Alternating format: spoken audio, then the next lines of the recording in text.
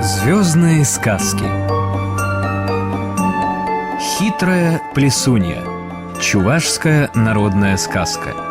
Читает заслуженный артист России Михаил Ефремов.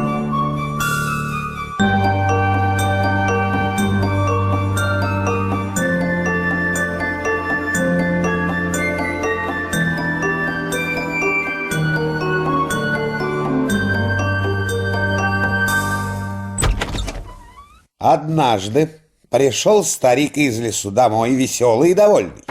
Кричит с порога: «Брось-ка, старуха, в печь мою старую шапку, я себе новую принес. Вот, посмотри!»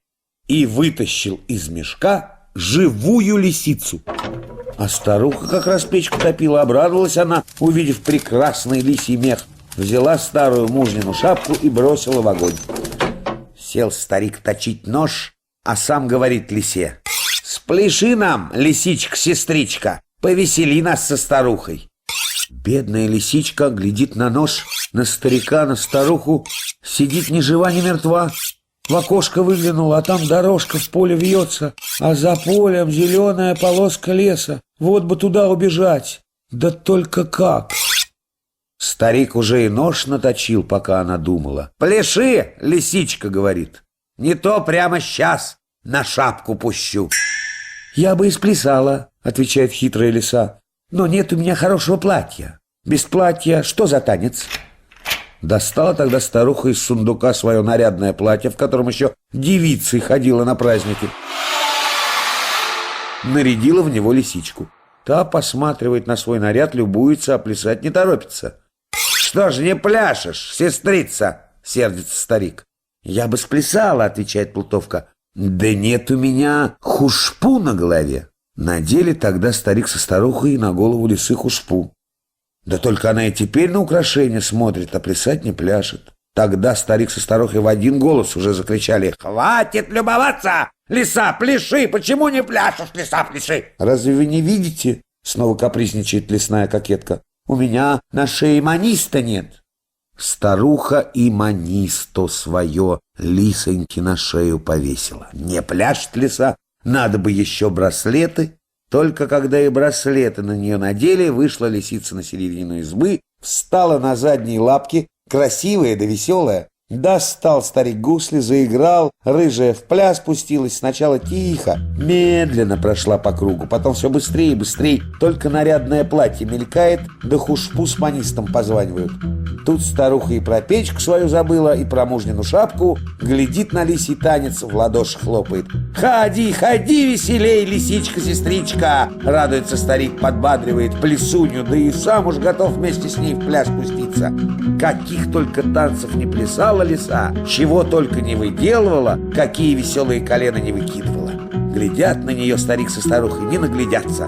А плесунья лапкой утирается, жарко ей стало. Она и говорит: «Хочу, чтоб дверь открыта была, и окно растворите, мне воздуха мало».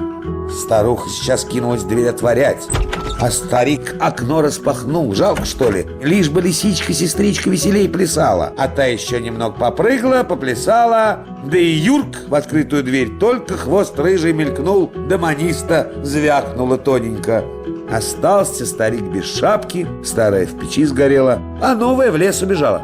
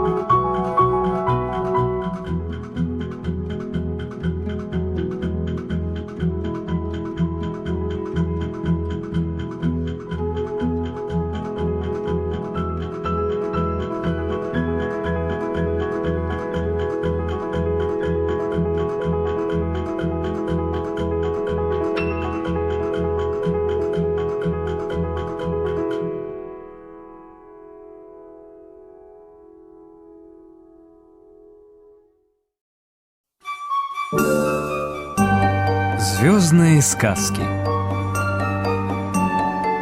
Дети ветра. Чувашская народная сказка. Читает народная артистка России Алла Покровская.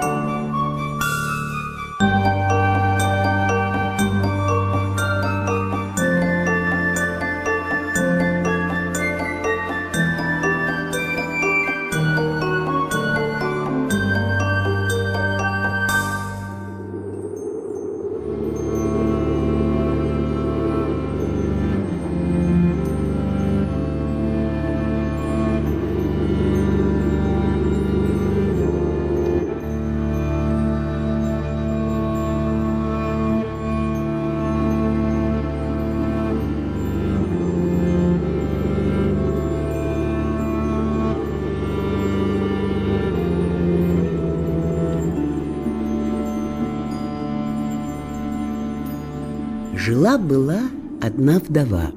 Был у нее сын 10 лет по имени Иван. Однажды мать послала Ивана на мельницу рожь смолоть. Были они бедные, и лошади, понятное дело, у них не было. Взвалил Иван мешочек с зерном на плечо и побрел на мельницу. Селенки по малолетству было у него еще недостаточно. Очень устал он в дороге, и захотелось ему передохнуть. Снял мальчик мешок с плеча, чтобы поставить на землю, да и уронил. Мешок разорвался, и зерно высыпалось на землю.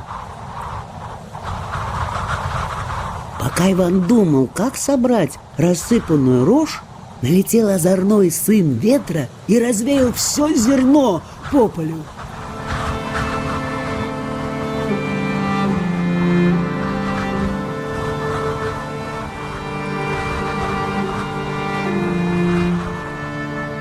Потужил Иван, погоревал и вернулся домой с пустым разорванным мешочком.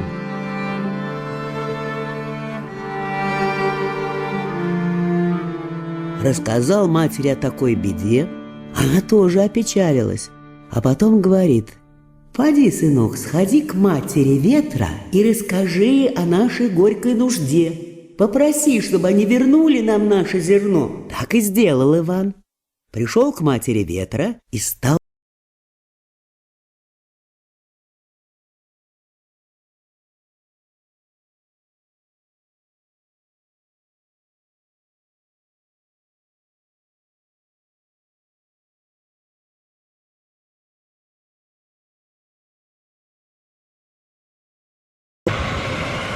Вот вернулся домой старший сын.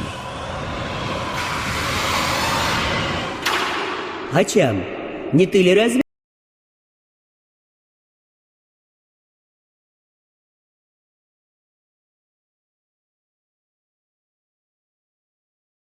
Чем я буду позорить себя такими пустяками?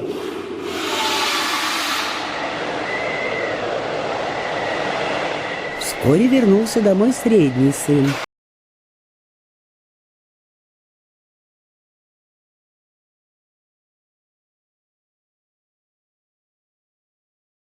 Ответил с обидой средний сын: «Я снимаю крыши совинов, ломаю крылья ветряных мельниц.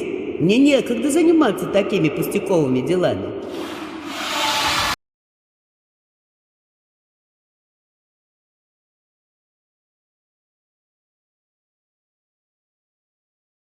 И увидел Ивана, не стал отпираться, сразу же повинился перед матерью. «Чем же мы воздадим мальчику за его пропавшее зерно?» — спросила мать.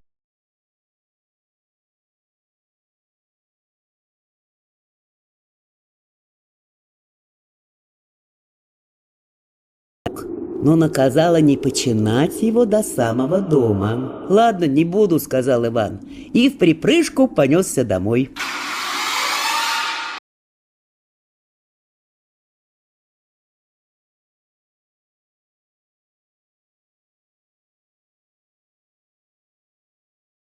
Знай этот пирог. Мне наказывали не починать его до самого дома. До самого дома. Ладно, ладно, братец, спи спокойно.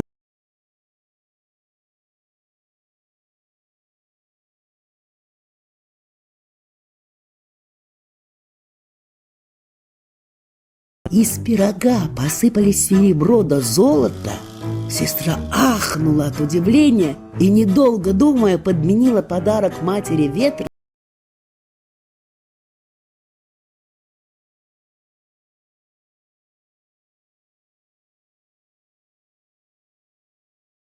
который подложила ему сестра, и пустился домой. Дома отдал матери пирог нетронутым, однако мать осталась недовольна.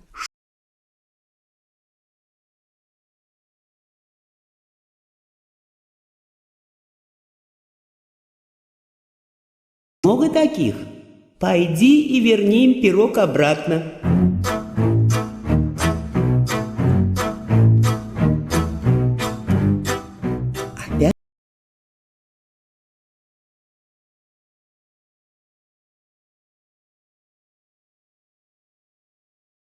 Пирог мальчику не понравился, сказала та своим сыновьям. Что же мы дадим ему взамен?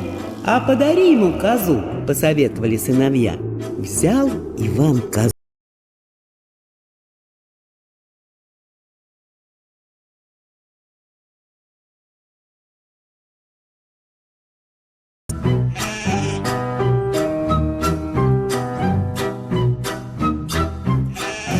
Дорога была не близкой, пришлось опять заходить к сестре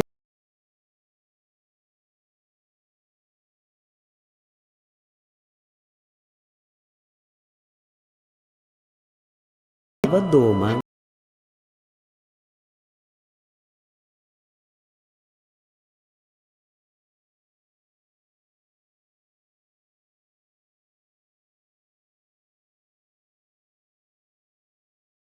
Посыпались серебро и золото.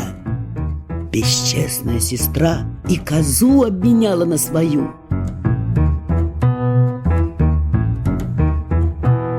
На другой день Иван, ни о чем не подозревая, привел козу домой.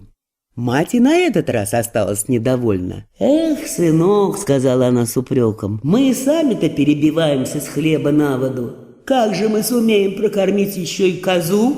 Лучше отведи ее обратно». Пришлось Ивану в третий раз идти к матери ветра. «Мама моя бранится, — объяснил он. Говорит, самим хлеба не хватает, да козы ли тут?» «Что же дать ему взамен козы?» — опять спросила своих сыновей мать ветра. «А не дать ли ему вот эту дубинку?» — сказал старший сын. Дали Ивану дубинку. «Ты смотри, Иван, до самого дома не вздумай говорить «бей, дубинка», — наказал на прощание старший сын. По дороге домой опять зашел Иван к сестре переночевать. «Смотри, сестра, не вздумай сказать моей дубинке «чиш-чук-мар-чиш». Мне сказали, что дубинка эта непростая». «Ладно, братец, — пообещала сестра, — никаких слов я твоей дубинке говорить не буду. Спи спокойно».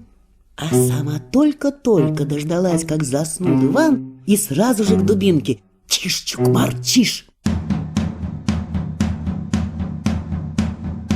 Дубинка выскочила из угла, где стояла, и давай охаживать сестру Ивана по бокам и по спине.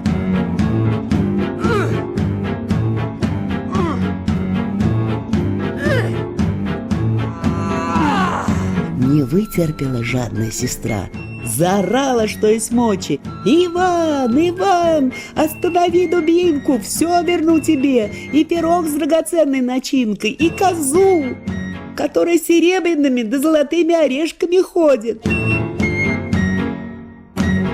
Иван проснулся и утихомирил волшебную дубинку. Сестра отдала ему и пирог, и козу. Пришел Иван домой и отдал оба подарка матери. Мать разломила пирог, обрадовалась, а увидела козу, нахмурилась. «Сынок, зачем ты опять привел эту ненужную козу?» «Мама, — ответил Иван, — коза эта непростая. У нее, как в пироге, золотая начинка». Перестала мать хмуриться. Приласкала и накормила козу. Та в благодарность за это ходила золотыми да серебряными орешками. С тех пор зажили мать с сыном в полном достатке. Говорят, они по сей день живут и с сыновьями ветра дружбу водят.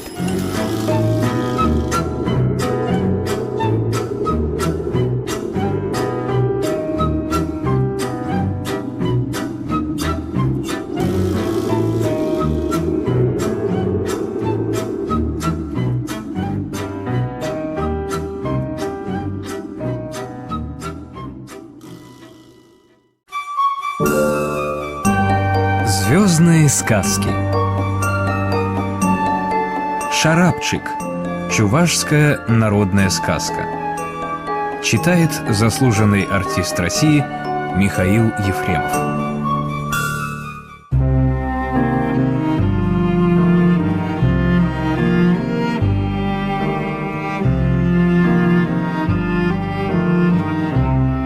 Дело было давным-давно.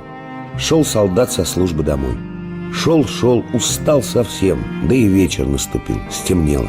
Решил он заночевать в первой же попавшейся деревне. Постучал в окошко крайней избенки и пустили его на ночлег. Жил там одинокий старичок, жил бедно, впроголодь, и на ужин у него даже картошки не нашлось. У солдата тоже какие запасы? Шинель да ружье, вот и все его богатство. В дороге питался он охотой да подаянием, так что легли они со стариком спать на голодный желудок. А рано поутру отправился солдат в ближний лес на охоту, авось удастся зверя или птицу на обед подстрелить. Пришел в лес и удивляется. Мертвая тишина стоит в том лесу. Деревья стоят, даже веткой не шелохнут, будто тяжелую думу думают, ни шороха, ни птичьего щебета. Ходил солдат по лесу, ходил, и ничего живого ему даже на глаза не попалось. Впору назад возвращаться, но как придешь с пустыми руками, если у старика в доме и корки хлеба нету? Нет, надо еще попытать счастье. И вот дошел солдат до густого, непролазного ивняка. Может, хоть в этой чащобе кто-нибудь скрывается, подумал солдат, а будь что будет, и стал с великим трудом через ивняк продираться. Долго ли, коротко ли, а только вдруг неожиданно открылась перед ним большая круглая поляна, а прямо посередине поляны старый раскидистый дуб стоит вершиной, прямо в небо упирается. Подошел солдат к дубу и поразился. На его могучих ветвях сидело столько разных птиц, что и не сосчитать. Должно быть, все птицы этого леса сюда слетелись. Цвенькали, чирикали, пели, словно что-то спрашивали или о чем-то говорили. А на самой вершине дуба сидела большая белая птица, птичья царица. Остальные все на нее снизу вверх поглядывали.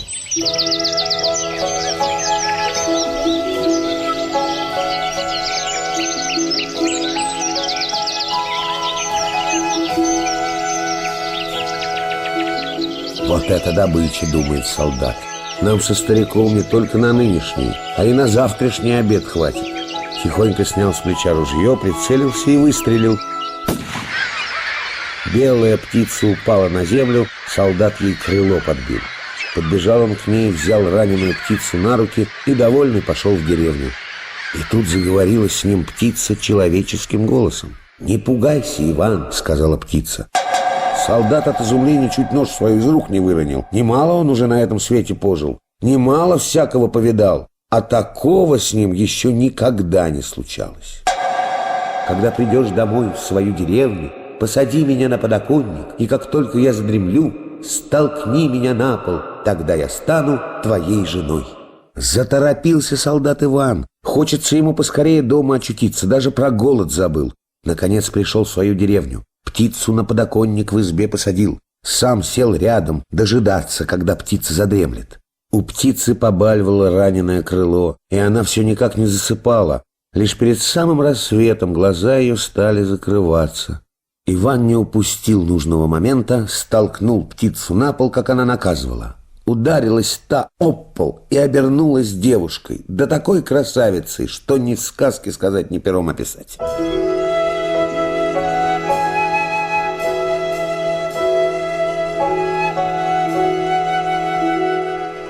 Ну, теперь, если хочешь, возьми меня замуж, а я буду тебе верной женой. Сыграли они свадьбу и зажили в любви и согласии. Живут, своему счастью радуются.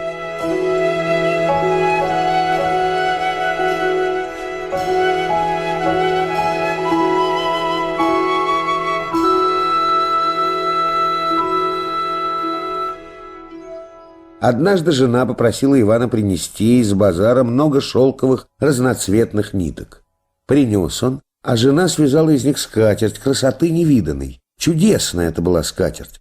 Стоило постелить ее на стол, и на столе сразу появлялось все, что только душа желает. Пошел Иван снова на базар, на этот раз продавать скатерть. Стал в тот торговый ряд, где самые дорогие товары выставлены, что только царю или министрам его купить впору. Собралась вокруг Ивана толпа народа всякого звания, все от скатерти глаз отвести не могут, в жизни такой красоты не видывали. А через некоторое время и сам царь на базаре появился. Народ перед царем расступился, а тот увидал скатерть и долго слова вымолвить не мог от удивления и восхищения. Не торгуясь, отдал царь за скатерть 1000 рублей. А когда принес ее во дворец, разостлал на столе и весь остаток дня любовался причудливым узором.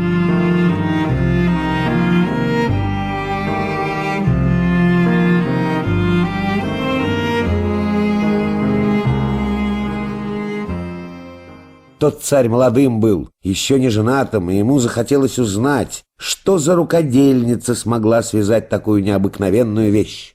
Его люди быстро все разузнали о Иване и его жене и царю доложили. Царю так любопытно стало, что он и слуг посылать не стал к Ивану домой, сам пожаловал.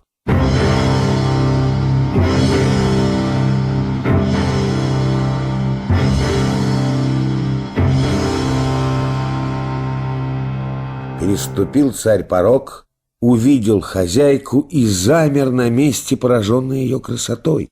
Стоит столбом, слова вымолвить не может. Так и ушел, ничего не сказав. А как вернулся во дворец, сразу собрал всех мудрецов и прорицателей и повелел им: придумайте для Ивана такую задачу, какую ему ни за что не выполнить. А сам думает, хорошо бы мужика в такую даль заслать, откуда вообще не возвращаются. И жена его тогда мне достанется.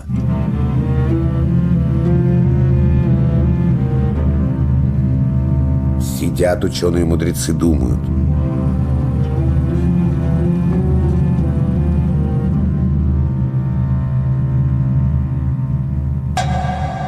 Один придумал: надо его послать за козой с золотой шерстью и золотыми рогами. Одобрил такое предложение царь. Такие козы не на каждом лугу пасутся. Пусть поищет. Послали за Иваном, а когда тот пришел, царь ему самолично и повелел: приведешь мне козу с золотой шерстью и золотыми рогами, а не приведешь, положь голову на плаху. Пришел Иван домой в слезах, где такую козу взять, когда он о ней и слыхом не слыхивал. Рассказал о царевом приказе жене, и она тоже опечалилась, а потом говорит: ничего, Иван, не горюй, авось небось все обойдется. И дает ему моток белых ниток. Возьми за кончик нитки, а моток кинь перед собой, он тебя и приведет куда следует. Взял Иван кончик нитки, кинул перед собой моток и пустился в дальнюю дорогу.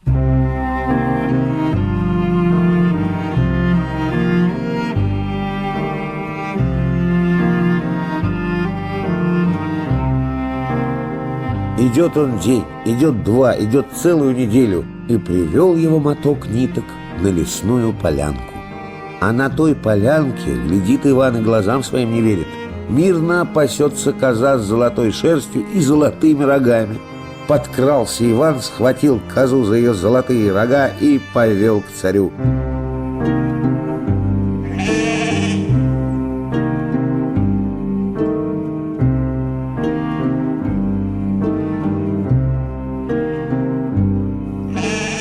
Пришел Иван с козой во дворец. Царь и рад, и не рад. Плохо ли иметь такую редкостную козу?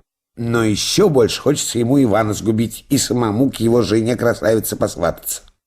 Опять пришлось царю собрать на совет своих мудрецов и прорицателей. Сидят, думают ученые-старцы, как бы заслать Ивана туда, откуда не возвращаются.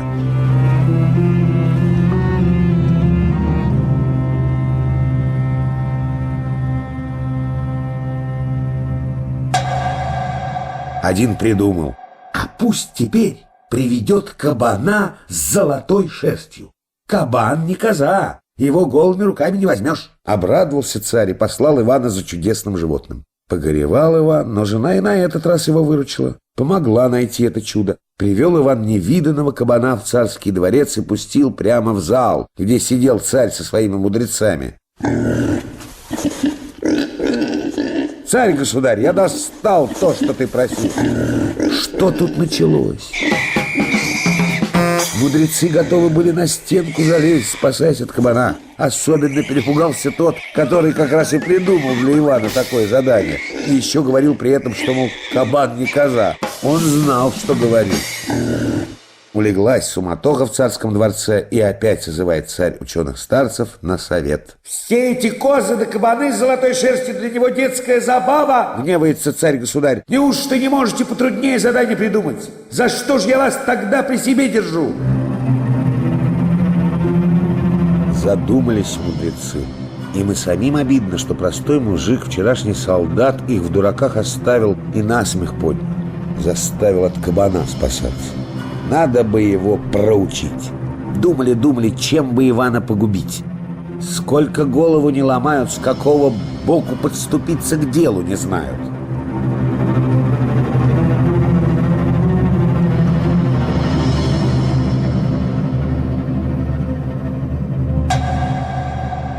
Наконец, самый старый из мудрецов поднял голос. «Слышал я, где-то далеко-далеко за морями, за горами живет некий Шарапчик, невидимка. Его-то уж Иван не сможет поймать и привести». Обрадовался царь. Очень трудным показалось ему это дело, тут же произвел говорившего в главные мудрецы: «Теперь-то уж точно не сносить Ивану головы. Или за морями, за горами ее сложит, а вернется без Шарапчика, на царской плащ потеряет». Как узнал Иван о новом царском повелении, у него и ноги подкосились со страху. Где стоял, там и упал. Жене рассказал, и та головой поникла. «Не знаю я, Иван, и не слыхала даже, где живет этот невидимка», — сказала жена. «Но все же отправляйся в путь. Может быть, знает о нем моя старшая сестра?» Делать нечего, собрался Иван в путь-дороженьку. Взял с собой моток белых ниток, а жена положила ему в котомку еще и вышитое полотенце.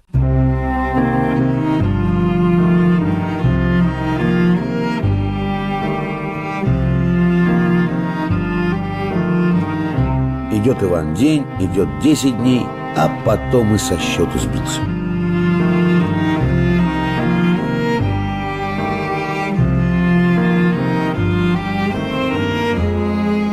Но даже и у самой дальней дороги всегда бывает конец.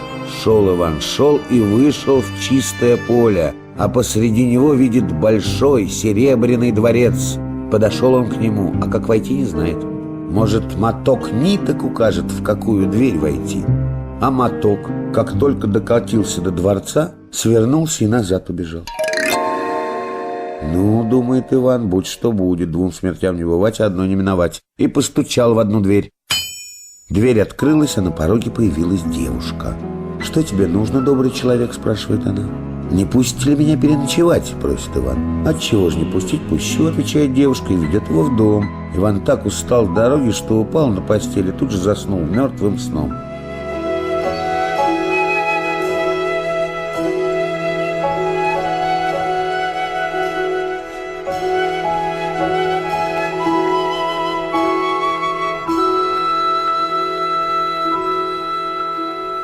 Наутро проснулся, умылся, достал полотенце и стал утираться. Увидела эту девушка, хозяйка дома, и спрашивает: «Откуда у тебя полотенце моей младшей сестры?» «Это полотенце мне жена подарила», — отвечает Иван. «Давно ли она стала твоей женой?» Пришлось Ивану рассказать, как он подстрелил на высоком дубу белую птицу и как птица обернулась его женой. «Так вот, почему ее в последнее время нигде не видно», — говорит старшая сестра жены. «А сам-то ты теперь куда путь держишь?» «Царь послал меня за Шарабчиком-невидимкой», — отвечает Иван. «Не знаешь ли ты, в каких краях он живет?» «Я-то не знаю», — сказала хозяйка дома, «но наша старшая сестра наверняка знает» и дала Ивану свой моток ниток. Иван взял его и поблагодарил девушку. «А еще возьми на память вот это серебряное колечко», — сказала ему она на прощание. Идет Иван дальше. Идет день, неделю, приходит к большому золоченному дворцу. Моток ниток опять вернулся назад, убежал, постучался Иван в золоченую дверь. Открыла ему девушка и спрашивает: «Что тебе нужно, странник?» «Не пустишь ли меня переночевать?» — попросил Иван. «Ночуй», — разрешила хозяйка и ввела гостя в дом.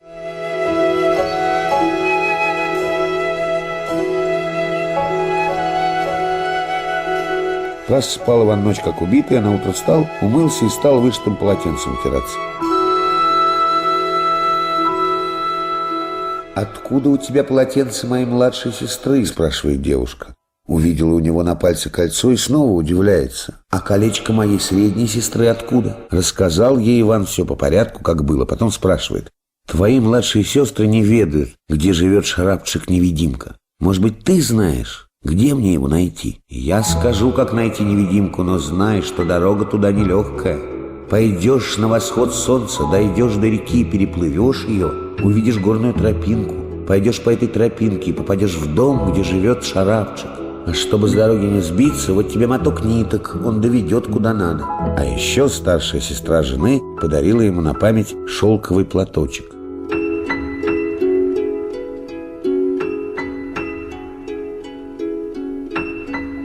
И пошел Иван на восход солнца. Идет, река показалась. Моток свернулся и назад убежал. Остался Иван один, в незнакомой стране, на берегу широкой реки. Как на тот берег перебраться, никак не придумает.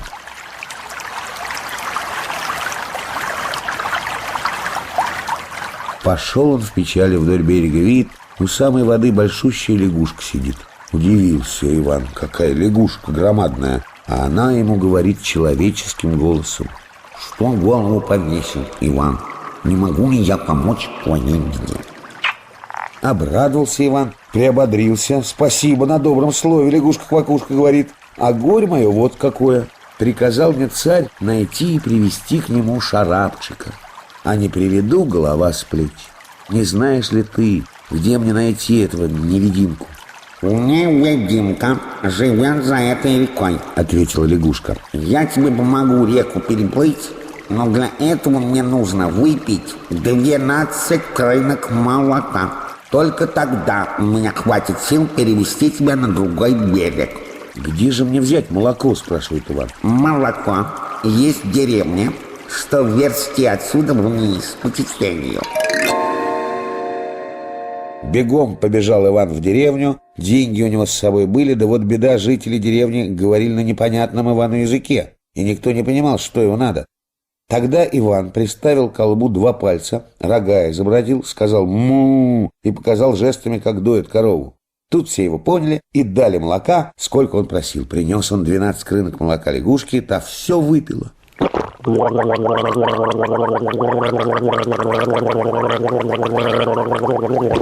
«Ну, теперь садись на меня», — сказала она. «Сил у меня хватит, перевезу». Сел Иван на лягушку верхом, и они поплыли. Долго плыли, широкая была река, но вот и другой берег показался. Спрыгнул Иван на берег, поблагодарил лягушку и горной тропой, про которую ему говорила старшая сестра его жены, пошел дальше.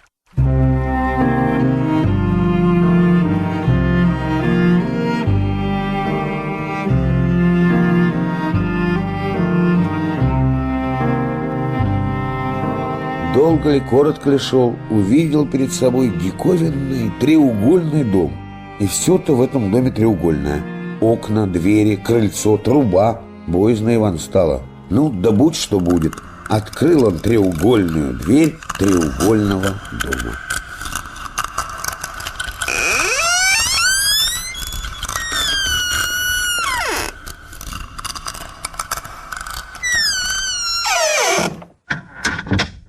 Входит он в треугольную комнату, а в ней никого. Никого и ничего. Иван проголодался в дороге, а нигде и корки хлеба не видно. Посмотрел Иван в треугольное окно. Видит, идут к дому трое молодцов-удальцов с ружьями за плечами, с кинжалами у пояса. «Ну, пропал я», — подумал Иван и спрятался за печкой. А трое входят в дом, ставят в угол комнаты рядом с печкой свои ружья, садятся за стол, и один из них, должно быть старший, приказывает: «Шарапчик, дай поесть». В тот же миг на столе появились самые разные кушанья, некоторые и вовсе Ивану неизвестные. Наелись молодцы-удальцы, напились, и опять командуют: «Шарапчик, убери со стола». И тут же все объедки и посуда грязная исчезли, чистый стол стоит. Взяли молодцы-удальцы свои ружья и снова куда-то отправились. Из разговора их понял Иван, что не охотники они, как он сначала подумал, а разбойники, лихие люди. Похоже, и сейчас они на разбой пошли. Понял Иван, что в этом доме лучше не задерживаться. Но уж очень ему есть хотелось. Вышел он из-за печки, проглотил голодную слюну и, не очень-то веря в силу своих слов, скомандовал: «Шарапчик, дай поесть». И...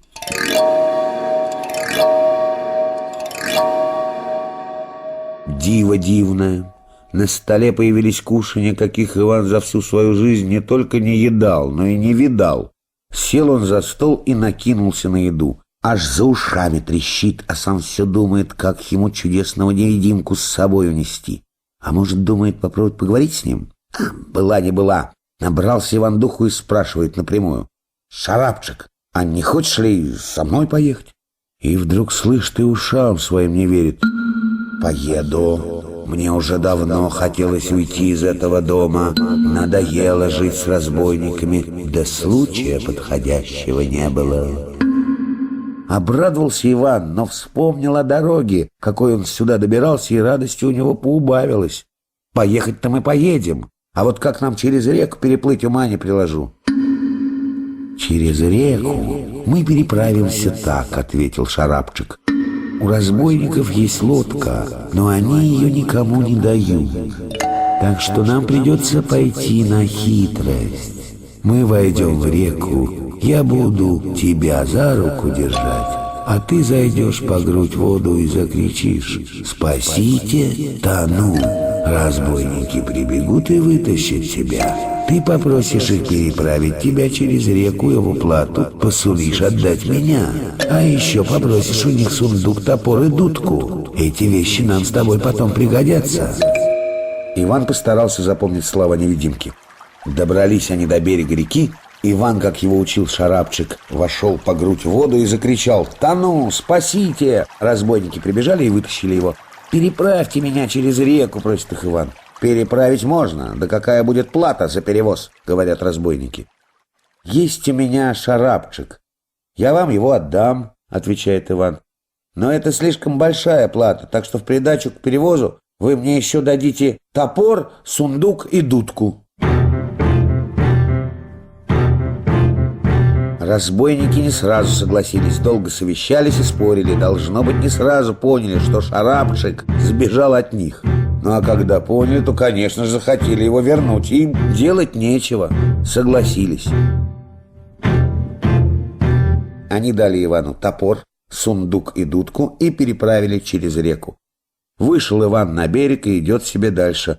Прошел уж немалое расстояние, как ему в голову стукнуло: «А Шарапчик-то где? Если я без него домой вернусь, придется мне голову на плаху класть». «Да здесь я, Иван, с тобой», — слышит он голос Шарапчика. «Цела будет твоя голова».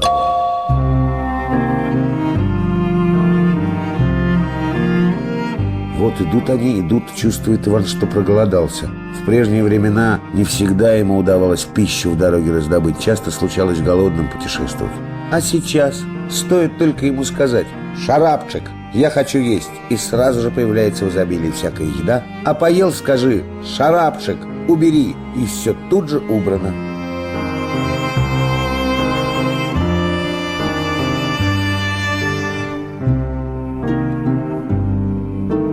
долго ли, коротко ли, то ли год прошел, то ли 5, а даже самая дальняя дорога когда-нибудь кончается. Пришел Иван на родину.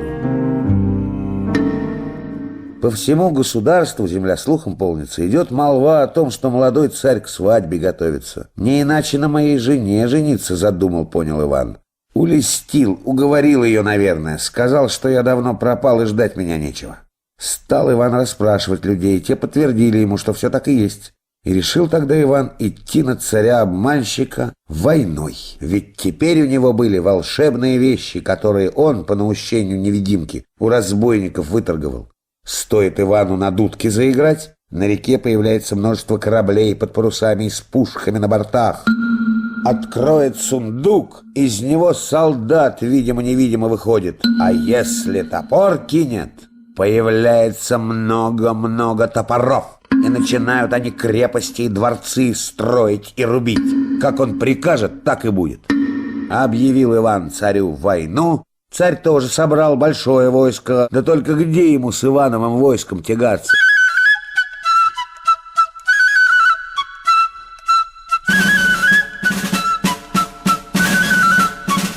Начали пушки с кораблей палить, солдаты в атаку пошли, отступили царевы полки, а потом и в плен сдались. Царь то ли не захотел, то ли забоялся сдаться в плен, и его Иван в честном бою 1 на 1 победил. Саблей голову с плеч долой снес.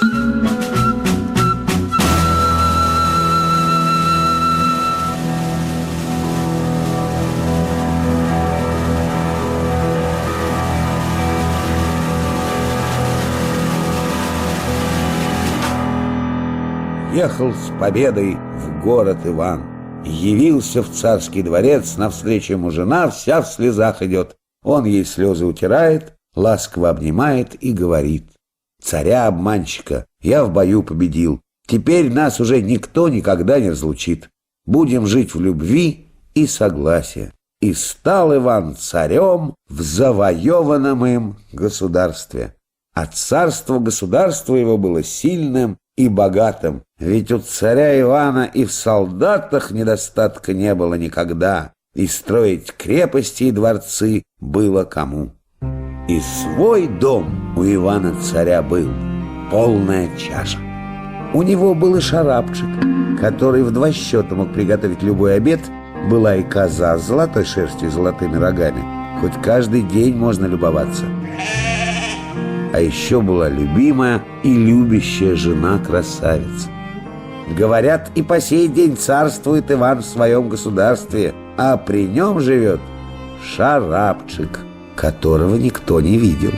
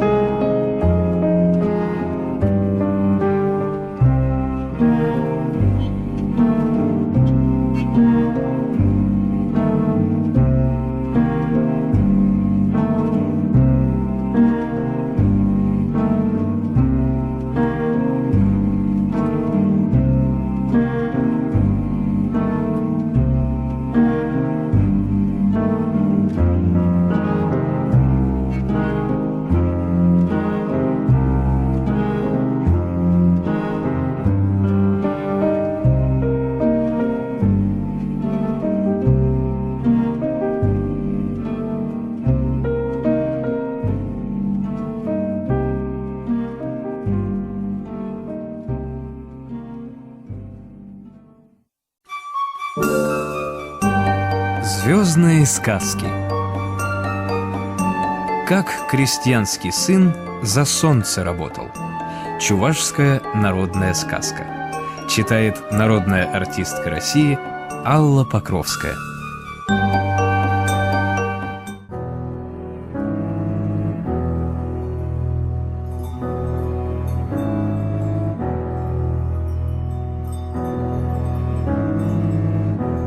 Когда-то давным-давно родители одного парня решили его женить. Были они простые крестьяне, но сын их был таким красивым, умным и статным, что удалось высватать его за дочь богатого человека.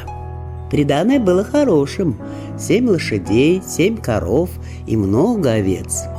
Жили молодые весело да ладно, но не прошло и 2 лет той жизни, как заболела жена и померла. Потужил молодец, погоревал, а потом снова женился. И за этой женой в приданое получил он 7 коней, 7 коров и без счета овец. Но вот беда, и вторая жена вскоре померла. Так он женился 7 раз. За каждой новой невестой получал в приданое по 7 лошадей, 7 коров и много овец. А когда померла у невезучего мужа и 7-я жена, вслед за ней умерли и его старые родители. Но беды и невзгоды на этом не закончились. Нежданно-негаданно напал на коров и лошадей мор, а спустя пару недель всех овец передушили волки.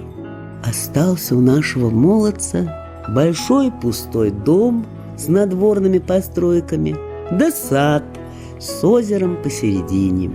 Так он и жил в своем доме совсем один, ухаживая за своим садом.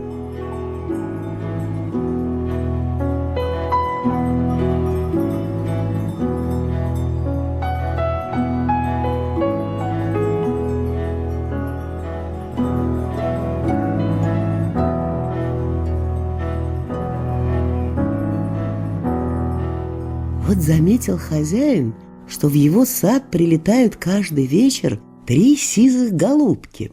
Решил он подкараулить их и поглядеть, что они делают в его саду.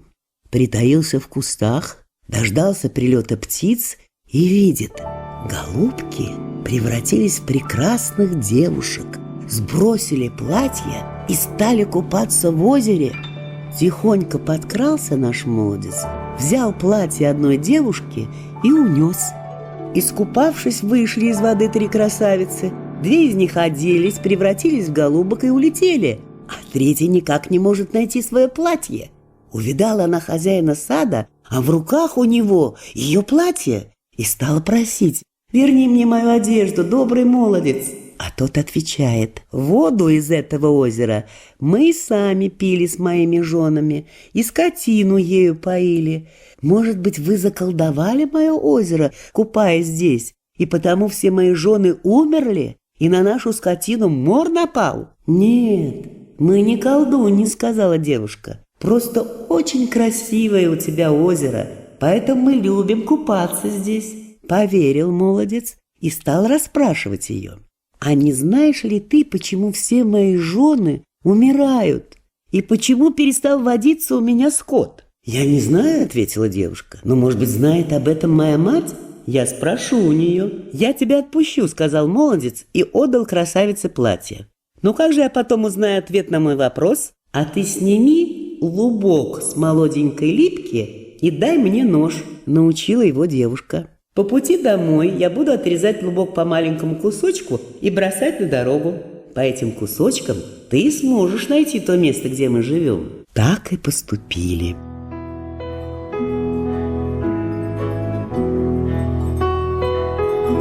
Отправился крестьянский сын по оставленному следу, да только дальняя оказалась дорога. Прошло 7 лет, прежде чем пришел он к нужному месту.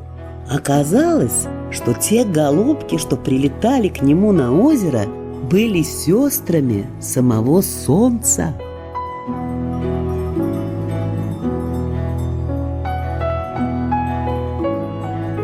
вышла встречать гостя их старая мать. Рассказал молодец старухе, зачем сюда пришел, и задал свой вопрос. Выслушала его мать Солнце и отвечает: «Не знаю я, не ведаю, почему нет у тебя счастья. Сынок мой Солнце, наверное, знает, но не может смертный человек говорить с ним. Если он тебя увидит, непременно погубит». Говорят тогда ее дочери: «А давай, мама, спрячем этого человека, брату мы сначала расскажем обо всем, а если он не рассердится, покажем гостя. Если же братец будет не в духе, мы сами спросим его обо всем, а утром, когда он снова уйдет, перескажем молодцу ответ». Так и сделали. Поздно вечером уставший Солнце вернулся домой с тяжелой дневной работы и сразу почуял человека. «Похоже, у нас незваный гость», — сказал он. «Как он осмелился, ведь я могу сжечь его, как простую соломинку». Мать и сестры начали уговаривать грозное светило. «Ну зачем тебе жечь гостя? Он и так несчастен, пришел к тебе за ответом, за советом». «За советом?» – удивился Солнце. Стало ему интересно. «Тогда накрывайте скорее ужин и человека за стол пригласите». Солнце посадил рядом с собой крестьянского сына. Стали они ужинать и чинно беседовали весь вечер. Видно, чем-то понравился Солнцу крестьянский сын, потому что наутро он сказал ему: «День вчера выдался очень тяжелым, я сильно устал. Может, сегодня походишь по небу вместо меня? Поможешь мне?» Согласился молодец. «Отчего ж не помочь? Давай, похожу». Солнце одел его в свою ослепительную одежду, посадил на своего коня и сказал: «Не торопи коня, он сам знает, каким шагом идти. В час раннего завтрака встретится тебе Пихамбар с зеленой чашей в руке. Предложит тебе сыты, но ты не останавливайся около него. Сыту не пей, только поклонись и продолжай путь. К позднему завтраку встретится тебе Пюлихсе с такой же чашей в руке. И тут не останавливайся, сыту не пей, а поклонись и следуй дальше. В полдень встретится тебе сам Тора. У него будет зеленая чаша, и здесь ты должен поступить так же. Наконец увидишь корм для коня. Вот коня, хотя немного, но покормить надо. А уж потом и спускаться можно к дому».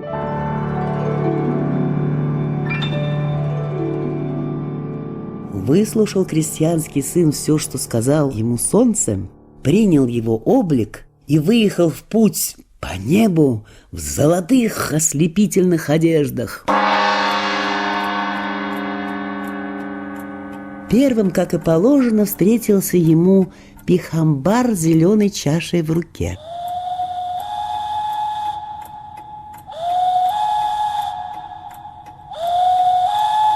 Пихамбар стоял у дороги и терпеливо ждал, когда к нему Солнце подъедет. Поравнялся с ним молодец, взял в свои руки протянутую чашу, выпил всю сыту, а пустую чашу на голову Бога нахлобучил и поехал себе своей дорогой.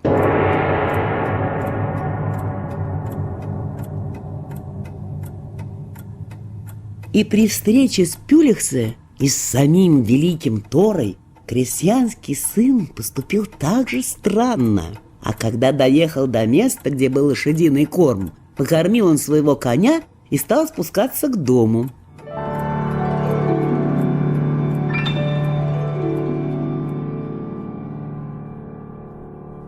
Что это случилось с Солнцем? Как он позволил себе такую неслыханную дерзость? Тут что-то не так. Пойду-ка расспрошу Пюлихсе, подумал великий Тора после встречи с крестьянским сыном. А когда пришел к Пюлихсе, оказалось, что и с ним Солнце вел себя так же непочтительно. Тогда они вместе пошли к Пихамбару. Но и Пихамбар толком ничего не смог сказать. После этого решили они пойти все втроем к солнцу. Пусть объяснится. Не успел еще крестьянский сын окончить свой рабочий день, и солнце, ничего не подозревая, отсыпался дома, разбудил его сердитый Тора и стал спрашивать: «Чем это мы прогневали тебя, что каждого из нас ты стукнул чашей по голове?» Солнце со сна не сразу и сообразил, о чем идет речь, а потом ответил: «Вчера у меня был очень трудный день. Я устал и попросил своего гостя походить сегодня по небу за меня, но я не приказывал ему делать что-либо плохое». Пока они вели такую беседу, вернулся верхом на солнечном коне крестьянский сын. Только он вошел в двери, боги начали выговаривать ему за его неслыханную дерзость. Но не смутился молодец и так отвечал на их обиды: «Пихамбара, следовало бы стукнуть еще и посильнее. Его волки передушили всех моих овец». «Хорошо, — сказал Пюлихсе, — а со мной почему ты был столь дерзок? Разве ты не понял? За то, что не написал мне на роду прожить век с одной любимой женой. 7 раз я женился, и все мои жены умерли. Разве не жестоко ты поступил со мной?» «Понятно, — нахмурил брови Тора. — А чем же я провинился перед тобой?» «А тем, что не предназначил мне счастливую жизнь. Люди вокруг в радости живут, а я только горе мыкаю». Слушают боги эти горькие слова, а что возразить не знают, ведь все это правда.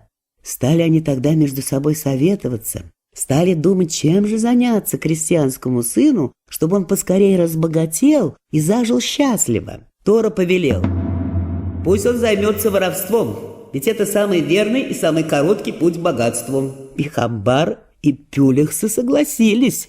Выслушал молодец решение богов и пошел восвояси. У крыльца увидел он коня Торы, мигом снял с него серебряное седло и прихватил с собой. Стали боги тоже по домам разъезжаться. Подошел Тора к своему коню, обнаружил пропажу и возмутился: «Ну и ну! Кто же мог украсть у главного бога седло? По всему видно, это дело рук того мошенника, который за солнце работал. Давайте нагоним его и отнимем мое седло». Нагнали боги вора, спросили: «О, дерзкий человек, как ты посмел украсть седло у самого Торы?» «Так ведь Тора сам велел мне жить воровством», — удивился крестьянский сын. «Вот я и подумал, если Тора не рассердится за мою кражу и не накажет меня, то не будут на меня сердиться и люди. Потому я решил перво-наперво украсть именно у него». «Как же люди могут не рассердиться-то на вора?» — воскликнул Тора. «Каждому жаль своего добра». «Если так, зачем же вы велели мне заниматься таким ремеслом?» — возмутился крестьянский сын. И снова задумались боги, как им решать его судьбу. Наконец Пюлихсе предложил: «Знаю я одного царя. Есть у него дочь, умница и красавица. Одна беда, она слепа от рождения. И в том же царстве-государстве есть такая скудная местность, где даже по берегам реки трава не растет. Что нам стоит? Давайте сделаем так, чтобы выросла там трава, а на эту траву 3 утра подряд выпадала роса. Роса эта целебная. Если все 3 утра обмывать глаза царевны той росой, она прозреет. Пусть же царь на радостях выдаст дочь-красавицу за нашего молодца, и станет он сразу и богатым, и счастливым». «Давно б сказал, — проворчал Тора, — мы тут головы ломаем, а все так просто можно устроить».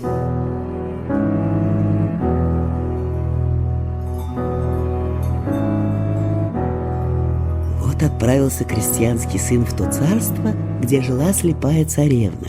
Там стал он ходить по базарам и трактирам, где народ собирается, и громко хвалиться: «Если бы царь пообещал отдать за меня замуж свою дочь, Я быстро мог бы вылечить ее от слепоты.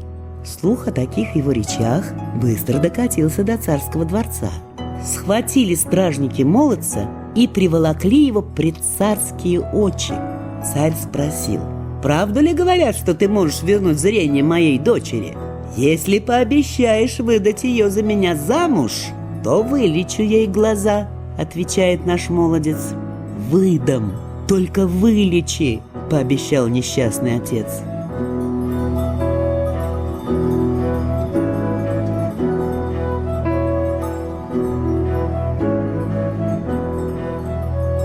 Сделал тогда крестьянский сын все, как повелел Пюлихсе.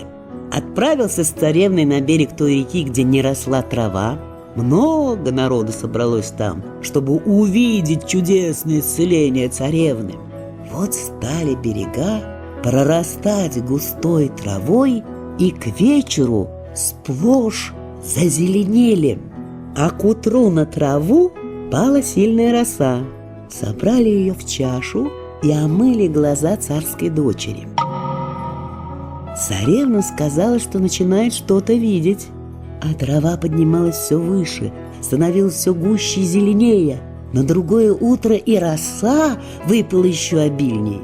Снова собрали ее в чашу и омыли глаза царевне. Она почти совсем прозрела, а трава все растет и растет. Вот на третье утро роса пала совсем небывалая. В третий раз ее собрали и умыли царевну. Совсем выздоровела девушка и стала еще краше, чем была. Когда вернулись они во дворец, царь спрашивает: «Видят ли твои глаза, доченька? Когда мы шли к нашей столице, за 17 верст увидела я тебя на балконе дворца», — улыбнулась дочь. Не сразу поверил ей отец. На подворье уронил он нарочно иголку в сор, где щепки валялись, да была рассыпана сенная труха. «Что ты ищешь?» — удивилась царевна. «Обронил иголку, найти не могу», — говорит ей царь. «Да вот же она лежит!» Дочь подняла иголку и протянула отцу. Тут уж и царь перестал сомневаться, что его дочь выздоровела. Сдержал он свое слово, выдал царевну за нашего молодца и закатил пир на весь мир. А после смерти старого царя сел на трон крестьянский сын. Говорят, хорошо он своим государством правил. Оно и понятно. Уж если за солнце работать смог, то за царя и подавно.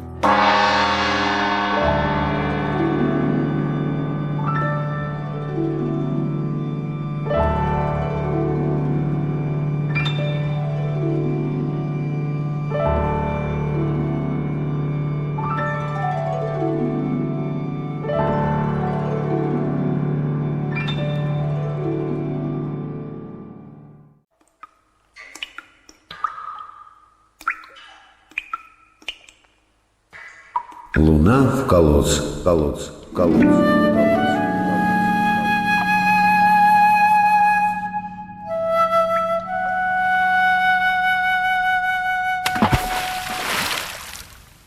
В одной маленькой деревушке на краю глухого леса жили в своей избушке старик и старуха. Как-то раз вечером, когда уже стемнело, взяла старуха коромысло и пошла за водой. Стала она опускать ведро в колодец и увидела там луну.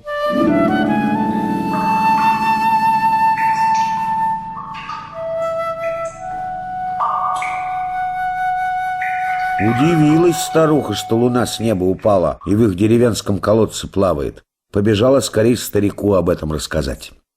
Решил старик луну из воды выловить. Нашел кочергу и за дело взялся. Опустил ее в колодец, подцепил луну, да и дернул посильнее. А кочерга не идет, за сруб зацепилась. Взялась старуха помогать мужу, тянут они, тянут, а все без толку. Совсем разозлился старик, поднапрягся и так потянул, что не выдержала кочерга, оторвался от нее деревянный черенок, утонула железка, а старик со старухой отлетели от колодца в разные стороны. Поднялся старик с земли, потирая ушибы, смотрит, а луна на небе красуется чистая, помытая.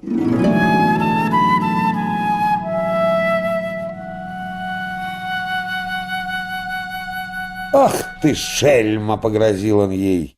«Хотел тебя к потолку подвесить, чтобы в избе светило, так нет, улетела».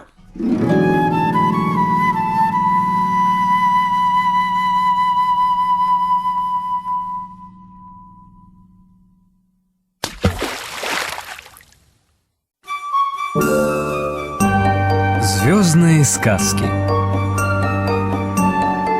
Пожалу. Чувашская народная сказка. Читает народная артистка России Алла Покровская.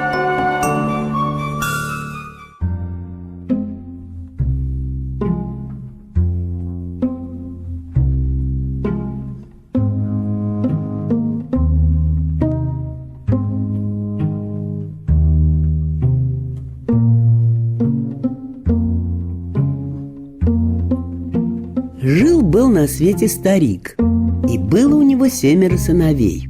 Все сыновья женились и привели в дом 7 невесток.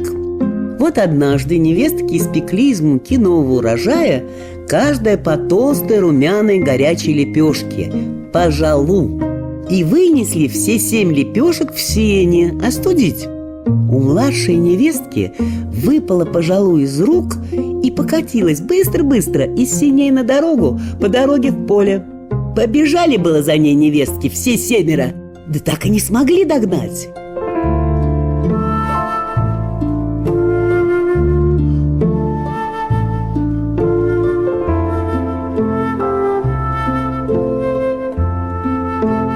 Катится полем важная красивая пожалу.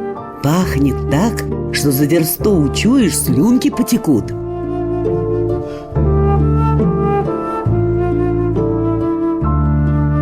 Навстречу ей заяц. «Куда путь держишь, пожалутус?» — спрашивает он лепешку. 7 жен испекли для своих мужей 7 лепешек, — весело ответила та. А как вынесли нас все не остудить, так я и убежала. «Может быть, я смогу тебя съесть?» — расхрабрился заяц. «Я от 7 невесток убежать смогла». «Не тебе, белая шапка, меня съесть», — сказала пожалу и покатилась дальше.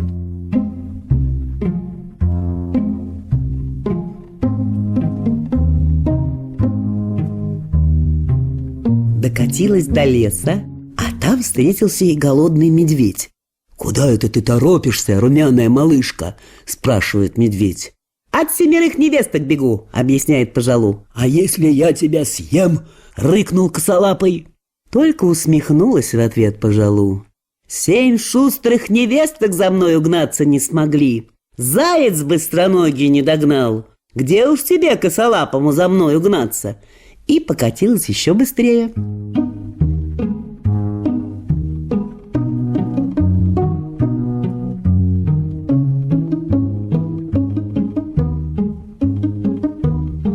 Волка встретила пожалу, и от него целая невредимая укатилась. Вот навстречу лиса рыжая крадется.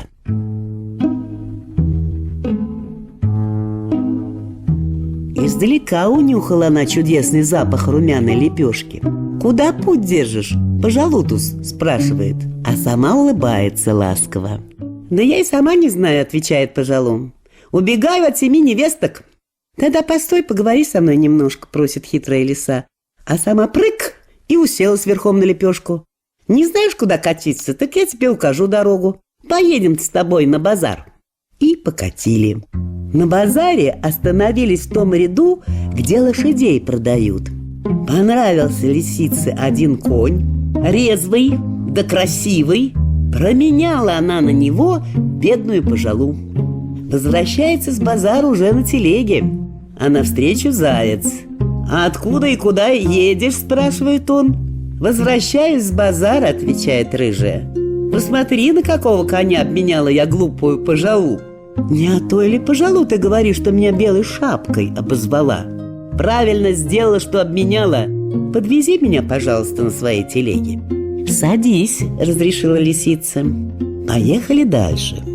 Медведя встретили, И он в телегу попросился. Коню тяжелее стало, телега заскрипела, но не сломалась. Ничего, едут. Волк идет, и его посадили за компанию. Но тут наехали на колдобину, и не выдержала ось у телеги, треснула.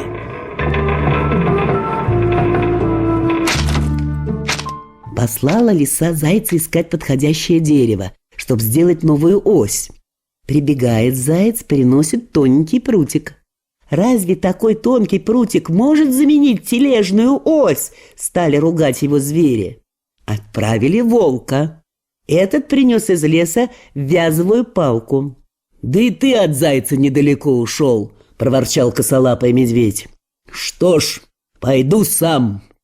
Долго медведя не было видно, и вот, наконец, вернулся он с большим деревом на плече. Стали ось мастерить, а дерево-то гнилым оказалось. «Какие же вы все бестолковые!» – рассердилась лиса и сама за новой осью отправилась. Но как только ушла она, волк и медведь набросились на лошадь, загрызли ее и съели, а заяц со страху в лес убежал. Вернулась лиса, ни лошади, ни друзей. Пожалела она, что сразу не съела вкусную румяную пожалу. Да уж поздно теперь горевать, ничего не исправишь. И пошла она потихоньку домой, в свою лесную избушку. Звездные сказки. Пирог веревочкой. Чувашская народная сказка. Читает заслуженный артист России Михаил Ефремов.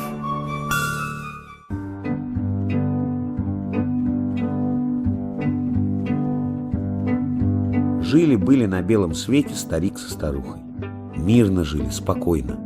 Вот однажды собрался старик идти в поле на пахоту и еще накануне вечером попросил жену: «Испеки-ка ты мне, старуха, пирог, но не простой, а веревочкой». Захотелось ему такого пирога, чтоб заделан был по краю витым узором из теста. Уехал он в поле, а старуха осталась пирог печь. Целый день веревку вела. Возвращается к вечеру старик, а она все за своей работой сидит. «Ну как?» – спрашивает муж. «Испекла ли ты мне пирог?» «Ох, не успела», – жалуется жена. «Непростое это дело веревку свить». Старуха!» – заворчал старик. «Не смогла простого дела сделать, пирог веревочкой испечь. Ну тогда давай завтра ты поедешь в поле пахать, а я сам тут займусь стряпней».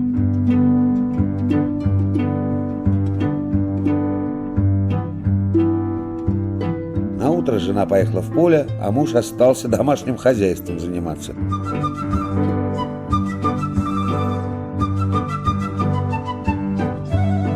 Пирог пирогом, а еще нужно и масло сбить, и за курицей наседкой с выводком цыплят посмотреть, и еще кое-какие мелкие дела переделать. Взялся он за пахтанье, начал масло сбивать. Понадобилась ему вода, а дома ее осталось 3 капли на дне ковша. Пошел тогда старик на колодец, а корчагу с пахтаньем себе на шею повесил. Хорошо придумал, да только когда стал воду доставать, наклонился, тут у него пахтанье по шее да по лицу в колодец и утекло. Вернулся наш хозяин на свое подворье, и здесь непорядок, цыплята в разные стороны разбрелись. Ну, старик, давай их ловить, да веревочкой к маме на сетке привязывать. Привязал всех до одного. Довольный собой пошел он в избу, а тут, откуда ни возьмись, ястреб налетел, схватил курицу и унес вместе с цыплятами. Огорчился старик, да делать нечего. Заглянул он в печку, где пирог уже испечься должен был, а тот почему-то растекся в разные стороны, да еще и подгорел почему-то. Вот вернулась жена с поля, спрашивает: «Ну как, управился с делами? Покажи-ка мне свой пирог веревочкой». «Какой там пирог?» – отвечает сердитый муж. «За наседкой-то уследить не смог, и масло не спахтал. Женские дела не для мужских рук, сама ими занимайся, а я пойду по свету, поищу таких же глупых да неумелых, как ты. Если найду хотя бы 3, вернусь, а не найду, не жди меня». И пошел старик, куда глаза глядят.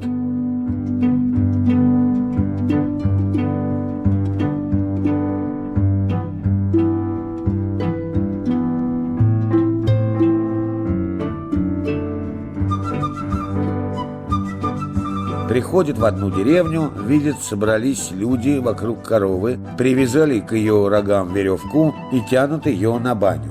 Бедная скотина мычит, упирается, а те, кто ее тянут, только сильнее стараются. «Что это вы делаете? Зачем?» – спрашивает наш странник. «А вон, видишь, на бане бурьян вырос, сочный да зеленый. Хотим корову туда затащить, пусть там попасется», – отвечает ему. Мужик головой покачал и говорит: «А не проще ли бурьян ваш косою скосить, да корове принести, она его и съест?»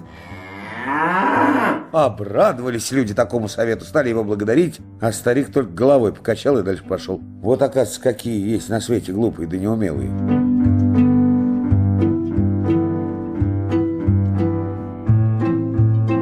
Дошел до другой деревни, видит, на одном дворе окружила свинью целая артель и хочет ее поднять на куриный насест.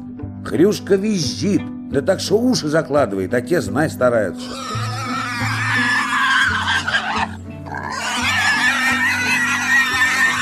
«Что вы хотите сделать с этой свиньей?» – спрашивает удивленный старик. «Хотим посадить на насест», – отвечают ему. «Ну и ну», – удивился старик. «Кто ж свинью на куриный насест сажает? Вы соломки ей постелите в уголке двора, она и успокоится, визжать перестанет». Постлали свинье соломы, она тут же разлеглась на ней, похрюкивает, довольная. Идет старик дальше, приходит в третью деревню. Ну, думает, если и здесь таких же умников встречу, впору будет к своей старухе вернуться. Вдруг видит, из одной избы что-то в большом пологе люди выносят. Стало ему интересно. «Что вы несете, добрые люди, в этом пологе?» – спрашивает. «Да печь топили, надымили, теперь дым выносим», – отвечают ему. «А не проще ли будет открыть окна и двери?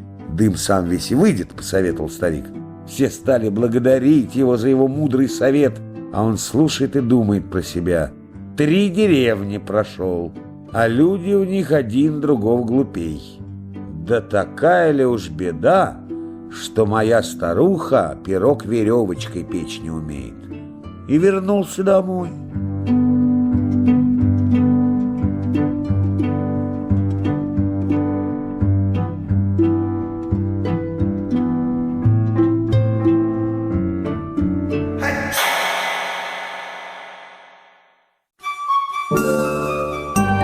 Звездные сказки. Сьер-Батор. Чувашская народная сказка. Читает заслуженный артист России Михаил Ефремов.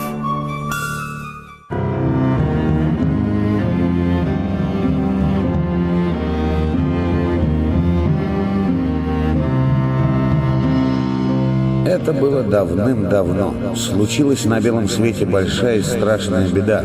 Царь всех змей и драконов, великий, 12-главый Астаха, захватил в плен солнце и луну и проглотил их. Стало на земле темным темно. Но на этом не успокоился великий Астаха. Стал он проглатывать целые народы и племена. Вскоре на земле стало совсем безлюдно.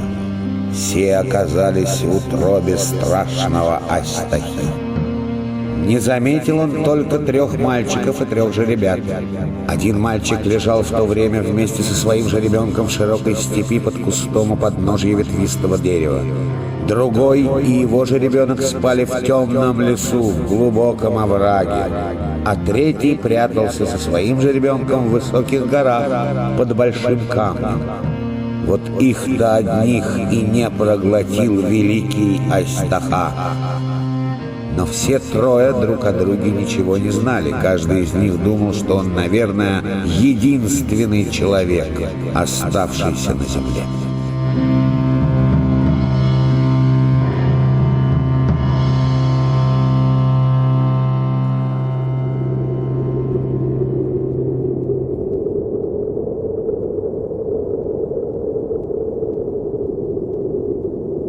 Прошли годы. Вырос мальчик, который схоронился в широкой степи, и превратился он в могучего и сильного богатыря. Подрос и его конь, превратился в быстроногого крепкого аргамака, очень красивого, снежно-белого, с серебряной гривой и хвостом. Это был потомок небесных коней, и поэтому ему было ведомо многое из того, что происходило на земле. Говорят, небесные кони когда-то были добрыми волшебниками и помогали людям в их бедах. И так минули годы, мальчик и жеребенок выросли, а на земле по-прежнему было темным-темно. «Неужели везде так темно? Неужели нигде нет света?» – подумал однажды богатырь. И решил он отправиться на поиски света. Оседлал коня и хотел уже тронуться в путь, но тут вдруг его белоснежный аргамак заговорил человеческим голосом. «Послушай меня, Шьербатор, прежде чем идти искать свет, надо найти оружие». Удивился богатырь и спрашивает аргамака: «С кем ты разговариваешь?» «С тобой», — отвечает тот. «Это ты, Шьербатор. Когда ты был маленький, тебя родители звали так».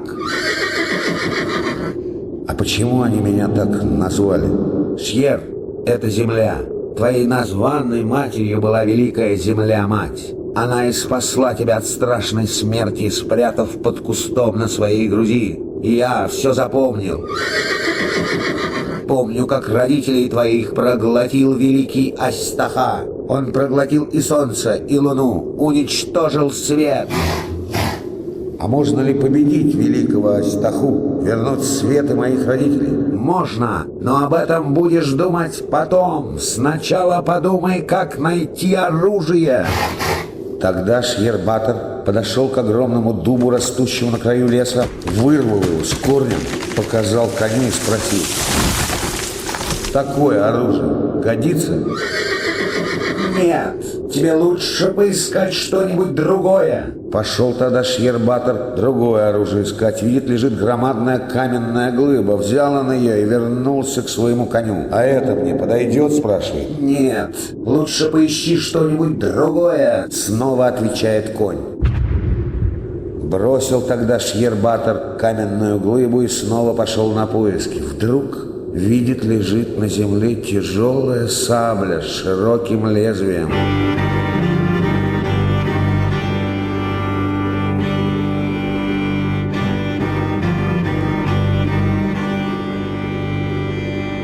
А была это богатырская сабля Алдаспан из ахбердинской стали.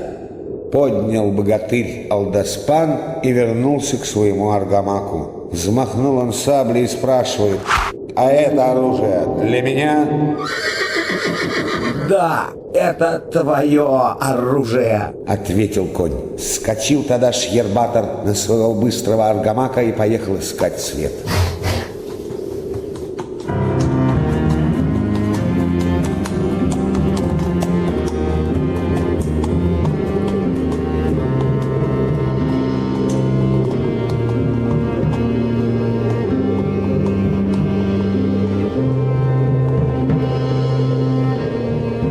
День за днем идет, неделя за неделей проходит.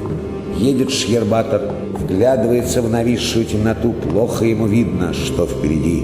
И вдруг конь что-то учуял, уши навострил и заржал.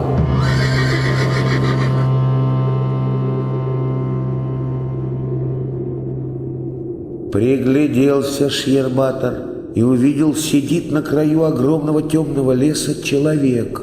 А это был тот самый мальчик, который вместе со своим жеребенком лежал в глубоком овраге, и его не заметил страшный Астаха. Стал теперь этот мальчик сильным и могучим богатырем по имени Юман-Батор. Названным отцом его был древний могучий дуб, стоявший на опушке леса, поэтому и назван был богатырь Юманом, что означает «дуб». Сидит Юман-Батор на краю леса и поигрывает своим оружием, чукмаром, дубинкой, сделанной из ствола огромного дерева.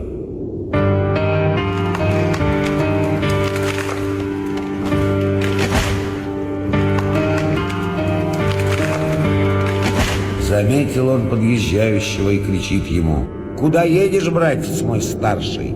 «Свет добывать», — отвечает тот.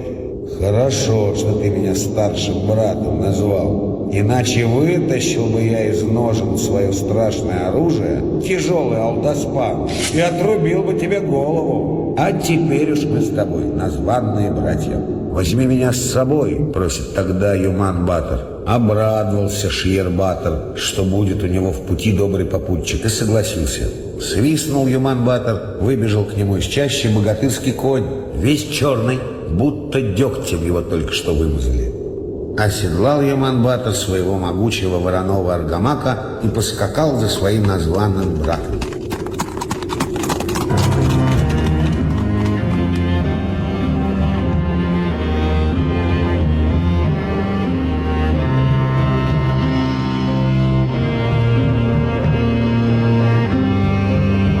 День за днем идет, неделя за неделей проходит. Едут два брата-богатыря на белом и черном конях аргамака, вглядываются в темноту, плохо им обоим видно, что впереди. Вдруг учуяли кони что-то, уши навострили и заржали.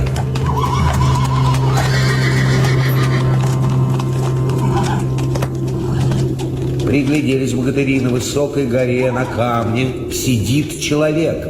А это тот самый мальчик, который вместе со своим жеребенком прятался под большим камнем, и его не заметил страшный Астаха. Стал этот мальчик теперь тоже сильным и могучим богатырем. Звали его Ту-Батор. Названной матерью его была гора, которая спасла его от смерти, а потом дала свое имя. Сидел Ту-Батор на самой ее вершине и поигрывал своим оружием, огромной каменной глыбой, отколотой у основания хребта.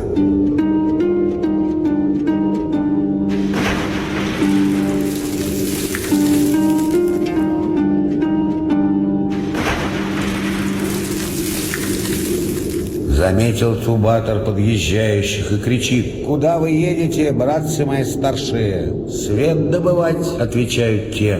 А чуть погодя говорит Шиер-Батор: «Хорошо, что ты нас старшими братьями назвал, иначе вытащил бы я из ножен свое страшное оружие, тяжелый алдоспан, и отрубил бы тебе голову. А теперь мы с тобой названные братья. Возьмите меня с собой», — просит Ту-Батор. «Едем», — говорят ему богатыри. Свистнул тогда Ту-Батор и выбежал к подножью горы из глубокого ущелья могучий соврасый конь. Оседлал Ту-Батор своего аргамака и поскакал за названными братьями.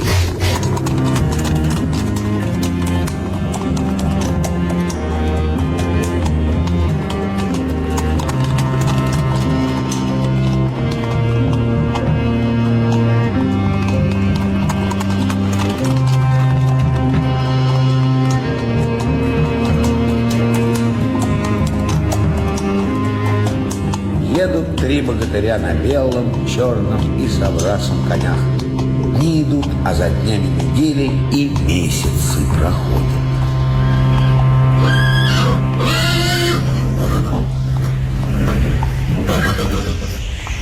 Вот однажды выехали богатыри в широкое поле и увидели впереди голубую реку. Река широкая, берега крутые, с берега на берег перекинут золотой мост. А на той стороне реки дом стоит литой из железа. Стали богатыри один за другим на своих конях переезжать голубую реку по золотому мосту. Закачался мост, согнулся от тяжести, но выдержал, не сломался. На том берегу сошли богатыри с коней, пустили их на высокие травы пастись, а сами к дому направились. Зашли, видят, большой дом, очень красивый. А на потолке и на стенах звезды горят. Вот только солнца и луны нет среди них. Посмотрели братья на удивительные звезды, покачали головами, а потом сели за накрытый стол. Проголодались они. Напились, наелись, а потом и спать улеглись. Спят богатыри в доме, а кони пасутся на воле. Вдруг в полночь заволновался белый конь. Забегал, зафыркал, копытами застучал. Услышал это Шиер-Батор, встал с постели, взял свою тяжелую саблю алдоспан и вышел из дома. Бежит к реке белый конь, фыркает, а Шиер-Батор за ним идет. Вот подходят они к золотому мосту. Закипела вода в голубой реке, волны горой вздымаются, а на последней волне дракон о 3 головах плывет, на каждой голове по звезде медной горит. Плывет он и издали рычит. Кто посмел в мой дом войти, огнем спалю наглецов, развею по ветру пепел.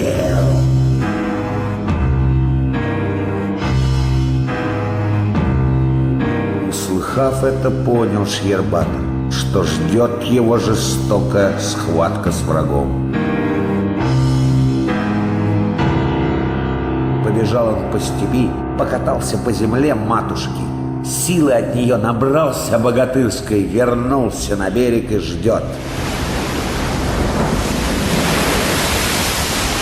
Вот вынесла волна дракона на мост золотой. Тут как тут и Шьербатор. «Будешь сдаваться или сражаться?» спрашивает дракон богатыря. «Сражаться буду», смело отвечает Шьербатор.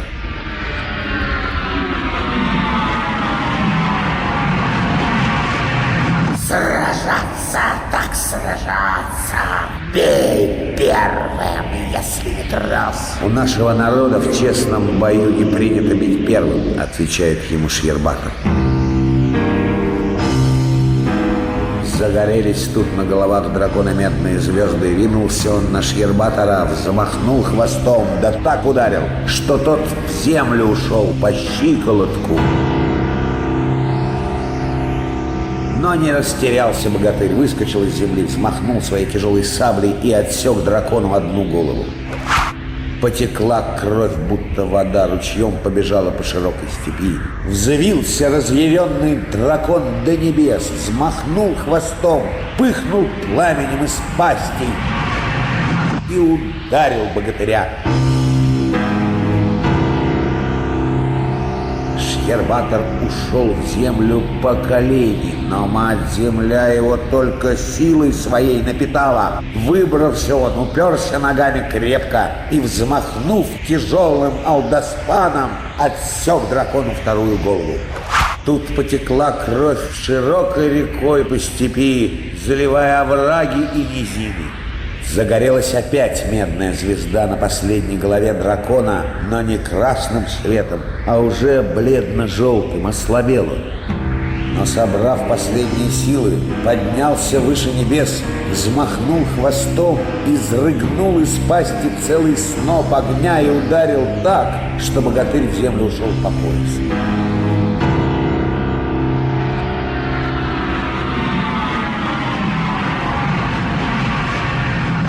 Однако тут же выбрался наверх Шьербатор и так ударил дракона своим алдоспаном, что потекла кровь по степи и бурным морем залила голубую реку.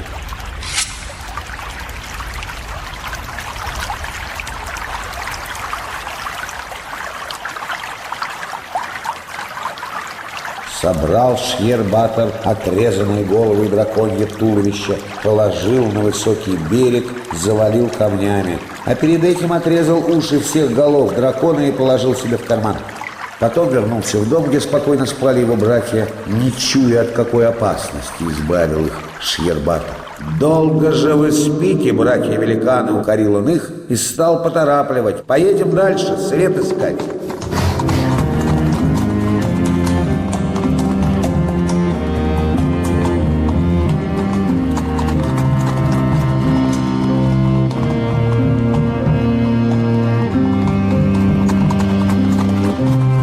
Снова едут три богатыря по земле, дни едут, а за днями недели и месяцы проходят.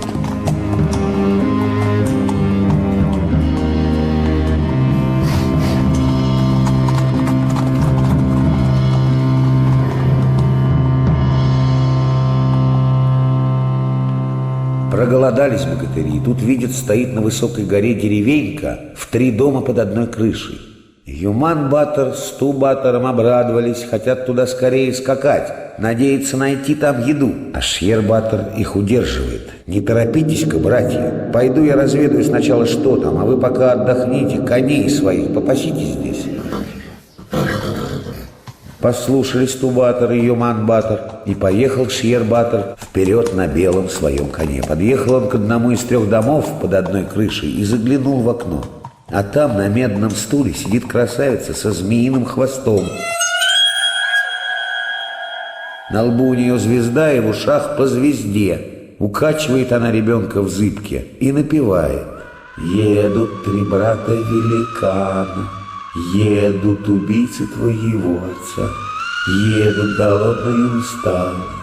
Хотят они найти свет, вызволить луну и солнце из плена великого Астахи, моего отца, твоего деда. Вот сейчас выйду я им навстречу, обернусь кустом малины, усыпанным сочными ягодами. Голодные не утерпят, съедят хоть по ягодке, и сразу им смерть лютая приключится.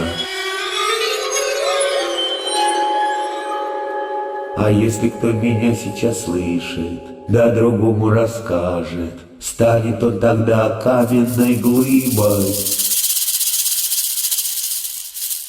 Незаметно пробрался Шьер-Батор назад, к своему коню вскочил на него и вернулся к побратимам. Но ничего он им не сказал. Вот едут дальше 3 богатыря и видят у дороги куст спелой малины.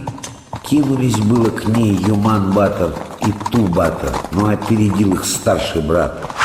Замахнул он своей тяжелой саблей Алдаспаном крест-накрест, рассек малиновый куст. Его как не бывало, лишь кровь черная потекла. Посмотрели Юман-Батор и Тубатор друг на друга, потом на брата своего старшего. Удивились такому делу, но не сказали ни слова и поехали своим путем, такие же голодные. Едут 3 богатыря, едут на белом, черном и соврасом конях.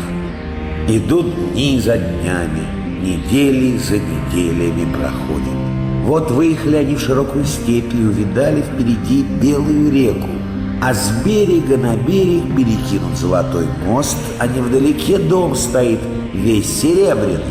Блестит, так и манит к себе. Стали переходить богатыри через белую реку по золотому мосту. Зашатался мост, прогнулся от тяжести, но не испугались они. Переехали по одному на тот берег, сошли с коней, пустили их пастись, а сами вошли в серебряный дом.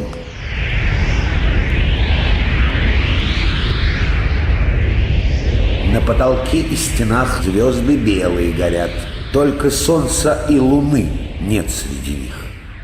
Богатыри устали и решили отдохнуть в этом доме. Шьер-Батор, помня о ночлеге у Голубой реки, сказал: «Нам надо выставить на ночь караул к мосту, чтобы не напали на нас, пока мы спим». «Да кто же посмеет на нас напасть, на 3 богатырей?» — стали возражать ему меньшие братья. «Всякое бывает», — уклончиво ответил Шьер-Батор. «Но именно потому, что мы богатыри, надо нам остерегаться, ведь у богатырей больше врагов, чем у других людей». «Неужели боится братец наш старший?» — подумали про себя Тубатор и Юман-Батор.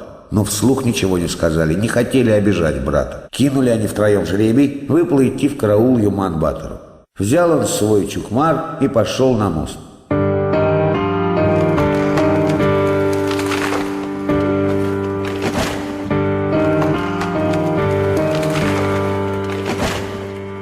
Никого нет вокруг, кони где-то близко пасутся, темно кругом, хоть глаз выколи.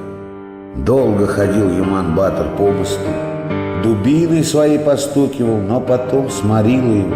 Сел он усталый, прислонился к перилам и уснул.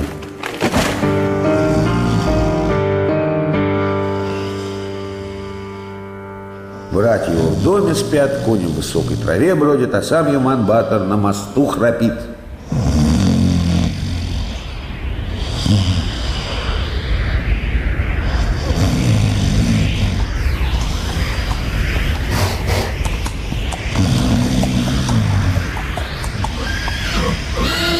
Вдруг в полночь белый конь зафыркнул, заржал, копытами застучал, проснулся Шьер-Батор, взял свой острый Алдаспан и охапку мха с собой схватил, что лежал в углу дома.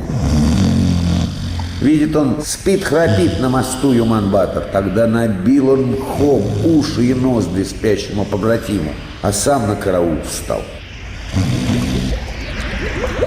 Вот закипела вода в Белой реке, волна за волной идет, горами вздымаются. На последней волне дракон о 6 головах плывет. На каждой голове звезда серебряная горит. Плывет дракон и грозно рычит издали. Кто посмел в мой серебряный дом войти? Огнем спалю наглецов, по ветру пепел развею.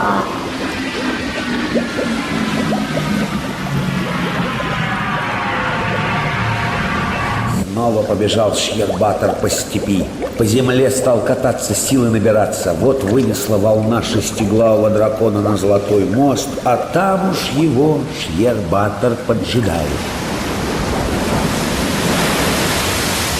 Будешь сдаваться или сражаться? Спрашивает дракон. Сражаться, коротко отвечает Шьербатор. Сражаться, так сражаться, Говорит дракон. бей первым, если не боишься. У нашего народа не принято бить первым, возражает ему Шьербатор. Загорелись тогда на 6 головах дракона серебряные звезды, ринулся он на Шьербатора, замахнул хвостом, ударил и вогнал богатыря в землю по щиколотку.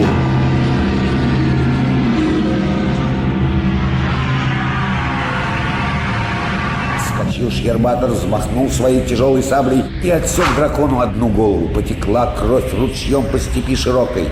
Взвился тут разъяренный дракон до небес, размахнулся хвостом, пыхнул пламенем, ударил и вогнал богатыря по колено в землю. Но встал Шьербатор на ноги, взмахнул, что из сил, своим алдоспаном и отсек дракону 2 головы сразу.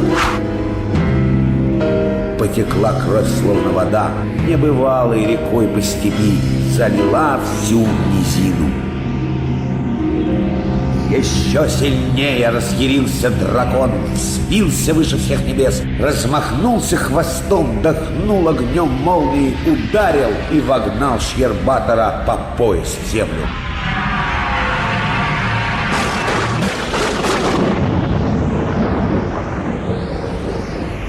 Но земля-то любила богатыря, силу свою ему давала. Еще сильнее стал богатырь. Выскочил он из земли, взмахнул со всей силы верным своим алдоспаном и отсек дракону все оставшиеся головы.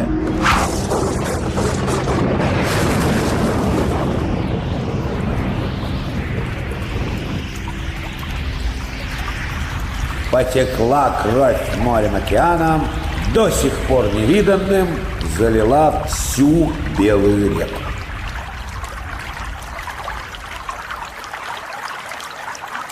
Собрал богатырь драконьи головы, отрезал все уши и положил в карман, а потом головы и туловище дракона завалил камнями.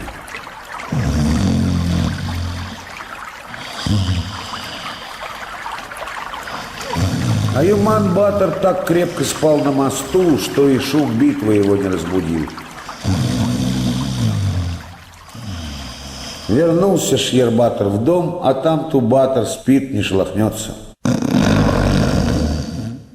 «Долго же ты спишь, братец мой младший?» — укорил его Шьербатор и принялся будить. Тут и Юман-Батор вернулся и ругаться стал. «Напрасно караул выставили, нет на мосту ни живой души, правда, я потом уснул, и какой-то дурень мне уши и ноздри мхом забил». «Значит, был все же там кто-то, если ноздри и уши мхом забили», — говорит ему старший брат. «А может, это ветер виноват? Дул в его сторону», — усмехнулся Тубатор. Не стал с ними спорить Шьербатор, только и сказал: «Едемте, братцы, дальше свет искать».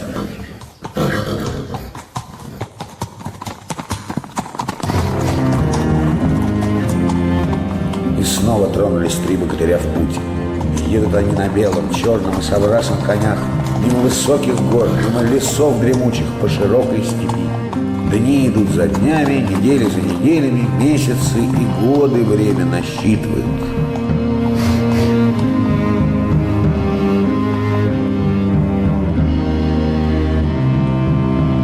Голод мучит богатырей, жажда томит, усталость глаза застилая. Вот увидели они впереди на горе деревню из 6 домов под одной крышей. Как и в тот раз, поехал вперед Шьербатор разведать что да как. Заглянул он в окно крайнего дома, а там на серебряном стуле сидит красавица со змеиным хвостом, на лбу у нее 2 звезды, на груди 2 звезды и в ушах по звезде. Сидит она, ребенка в зыбке укачивает и напевает. Едут 3 брата великана, едут убийцы твоего отца. Едут они усталые, голодом и жаждой томимые. Хотят они найти свет, вызволить луну и солнце из плена великого Астахи, моего отца, твоего дедушки. Вот пойду им навстречу, прикинусь чистым студеным родником. Да не стерпят они, напьются холодной воды и погибнут. А если кто меня слышит и другим расскажет, тот сам водою студеную станет.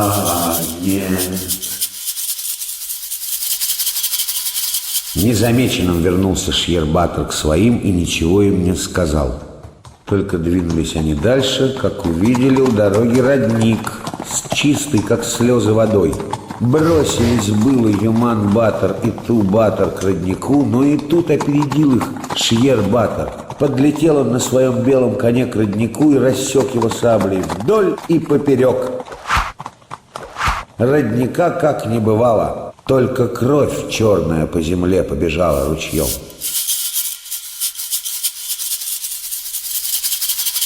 Посмотрели Ту-Батор и Юман-Батор друг на друга, потом на брата старшего, но не осмелились ничего сказать, тронулись они дальше. И вот выехали богатыри в степь, где росла низкая пожелтевшая трава. Видят, впереди разлилась широкая черная река. Через нее перекинут золотой мост, а недалеко дом стоит, весь из золота. Ступили богатыри на мост, закачался он, задрожал, не дает перейти на другой берег. Соскочили братья с коней, взяли аргамаков своих под узцы и перешли по качающемуся мосту на тот берег.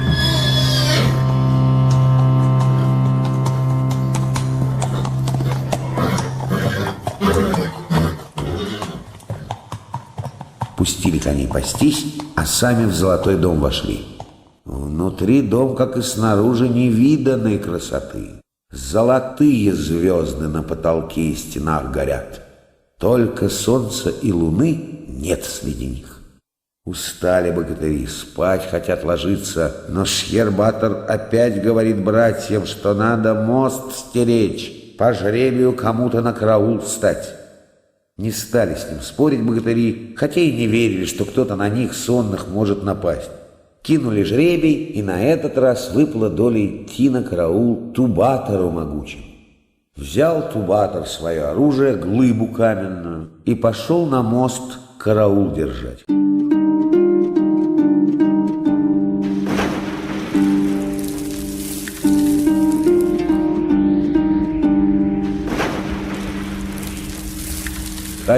Ходил он по мосту, катал по нему свою глыбу каменную, очень устал. Сел отдохнуть, прислонился к перилам и уснул. В доме его братья спят, в низкой пожелтевшей траве кони пасутся, а сам Ту-Батор на золотом мосту храпит. В полночь белый конь, потомок небесных коней, зафыркал, заржал копытами, застучал. Проснулся Шьербатор, взял алдоспан свой острый и охапку мха, что имелся в доме, с собой прихватил. Пошел к мосту, а там Ту-Батор дрыхнет, как ни в чем не бывало. Устал очень, подумал Шьербатор, забил ему уши и ноздри мхом, чтобы спал, ничего и не слышал, а сам встал вместо него на караул.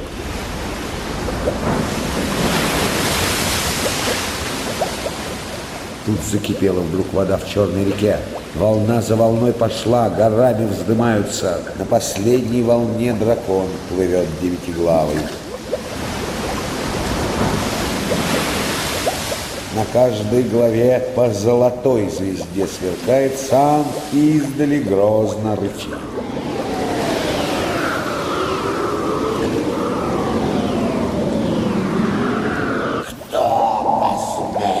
Войди в дом мой золотой, огнем сожгу на лица, пепел по ветру развею.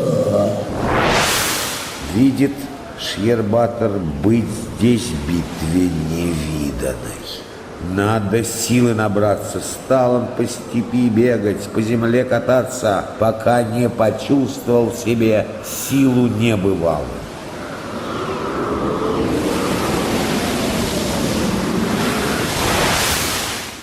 Вынесла последняя волна девятиглавого дракона на золотой мост, сошлись противники.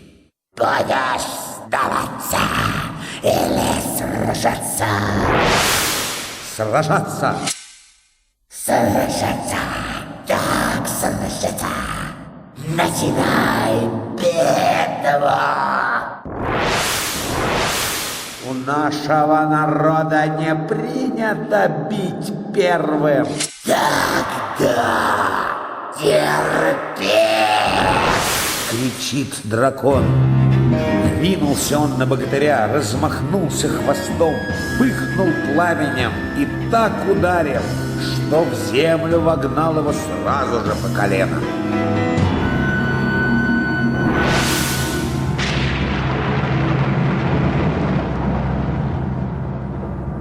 Но встал богатырь на ноги, взмахнул своей тяжелой саблей и отсек дракону сразу две головы.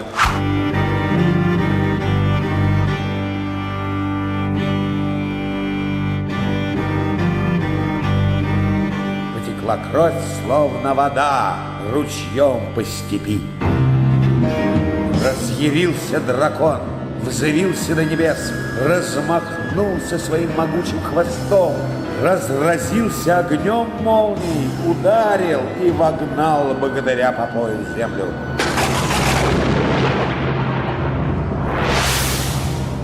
Мать-земля дала Шьербатору великую силу, выбрался он из земли, взмахнул алдоспаном и отсек дракону сразу 3 головы. Потекла черная драконья кровь по степи, залила всю низину.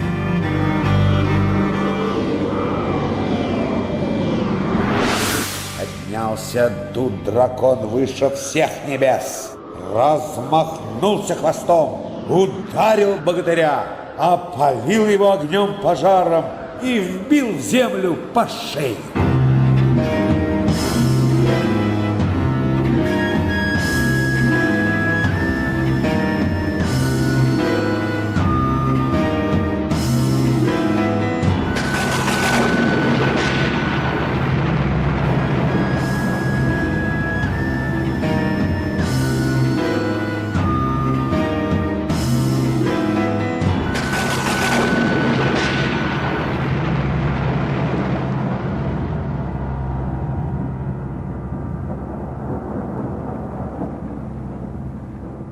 Но успел Шьербатор снять свой сапог и кинуть его в сторону коня, и бросился белый аргамак на помощь хозяину. Стал дракона копытами бить и зубами рвать, дал богатырю время из земли выбраться. Стал после этого Шьербатор еще сильнее, чем прежде, ухватил дракона за хвост, ударил своим алдоспаном и отсек ему еще 3 головы.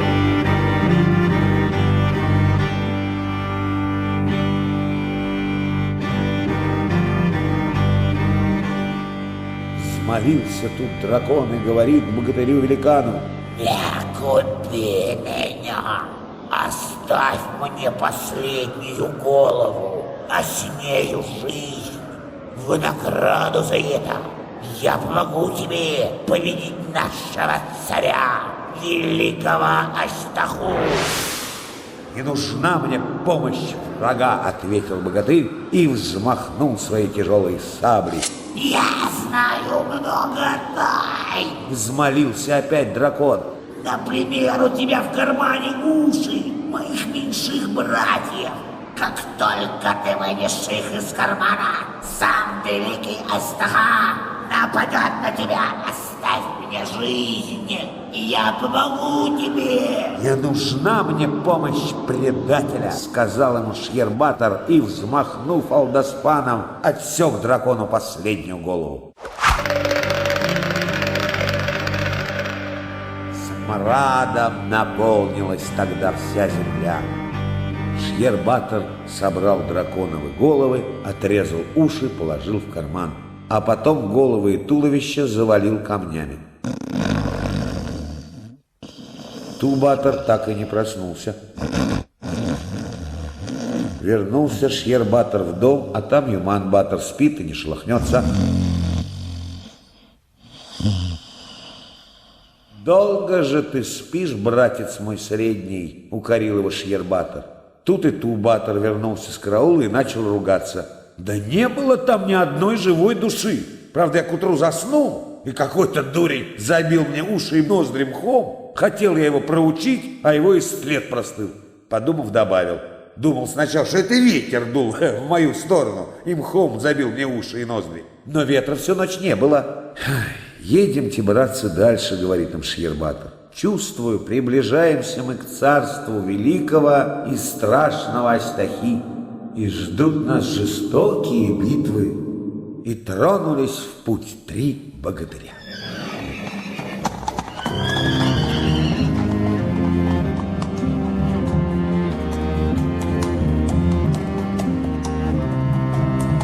Едут и едут, едут мимо гор высоких, мимо лесов дремучих, по степи широкой. Проходят дни, недели, месяцы и годы. Голод их мучит, жажда томит, ко сну клонит. Хочется им хлеба поесть, воды испить, поспать, отдохнуть.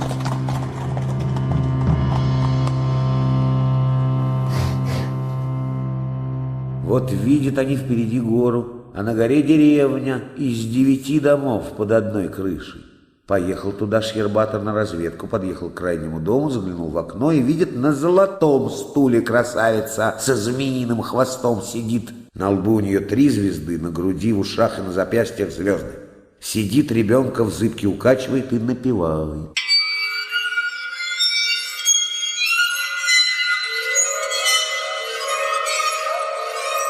Едут 3 брата-богатыря, едут убийцы твоего отца, едут голодные, жажды тонимые, сильно усталые. Хотят они свет найти, солнце и луну спасти, победить моего отца, твоего дедушку. Вот выйду я им навстречу, прикинусь мягкой, широкой постелью, периной не стерпят они, лягут отдохнуть и погибнут в муках. А если кто-то слышит мои слова и передаст другим, тот сам станет пухом белым.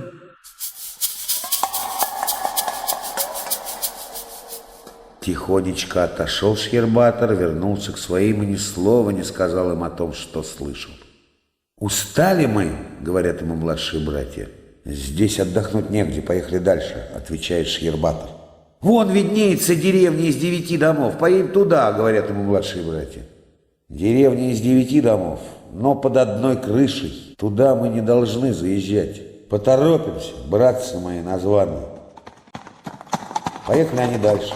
Вдруг, видит, у дороги стоит постель перина, так и манит прилечь усталых путников. «Вот здесь-то мы и сможем отдохнуть», — обрадовались Тубатор и Юман-батор. Бросились они к перине, и тут Шьербатор опередил их, подлетел на белом коне, ударил по постели Алдоспаном и рассек вдоль и поперек. Постели, как не бывало, только кровь черная потекла по степи широкой быстрой рекой. Но не поняли Юман-Батор и Ту-Батор, что спас их старший брат от лютой смерти, и стали возмущаться. «Может быть, ты хочешь нашей погибели? Мы тебя во всем слушаем, за тобой шли, ни в чем не перечили, а ты последнюю нашу надежду, теплую постель уничтожил». Хотел им Шхербатор рассказать о том, что он под окошком услышал, но вовремя вспомнил о заклятии. Говорить об этом нельзя, иначе он сам превратится в пух. Промолчал он. А это и вовсе разъярило его меньших братьев. «Не пойдем с тобой дальше», — говорят. «Ты нам и малины сладкой не дал поесть, и водицы из родника испить, а теперь и перину уничтожил, вовсе нас погубить решил». Стал Шхербатор побратимов стыдить. «Я ли не старался охранять ваш покой, когда вы спали усталые, и у голубой реки, у белой реки, у черной реки? Кто охранял ваш сон, если б не я, не быть вам живыми?» «Мы не верим тебе!» — закричали меньшие братья. Тогда не стерпел Шхербатор. Стал вынимать из кармана уши драконов, которые он отрезал после 3 побед над ними, и говорит: «Вот уши трехглавого дракона, напавшего на нас у моста Голубой реки. А это уши шестиглавого, который напал на нас у Белой реки. Ты, Юман-Батор, стоял тогда на карауле да заснул, и мне пришлось биться с врагом в одиночку.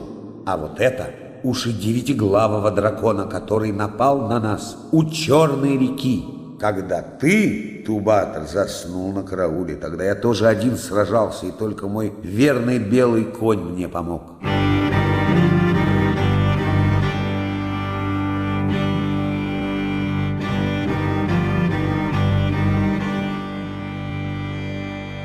«Кто забил нам уши и ноздри мхом, когда мы заснули на карауле?» — спросили удивленные богатыри Ту-Батор и Юман-Батор. «Я это сделал. Не хотелось мне тревожить вас. Я хотел, чтобы вы спали и силы набирались». «А зачем ты разрубил крест-накрест малиновый куст, родник и перину?» Продолжают расспрашивать меньшие братья старшего, но не успел ничего ответить Шхербатор. Послышался страшный гул. Поднялся вдруг сильный холодный ветер. «Прав был девятиглавый дракон!» — воскликнул Шхербатор. «Это сам великий Астаха, проглотивший луну и солнце и все народы и племена на земле, идет на нас войной. Приготовимся, братья, к великой битве!»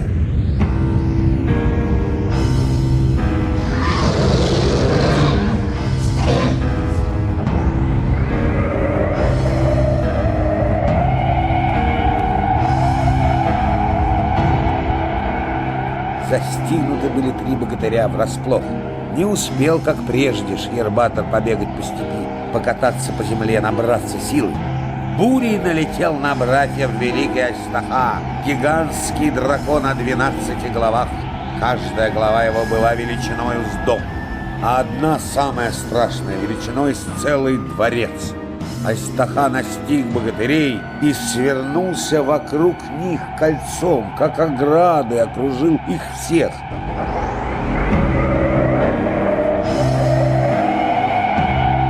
Все 12 пастей разинул, как ворота широкие, как бездны глубокие.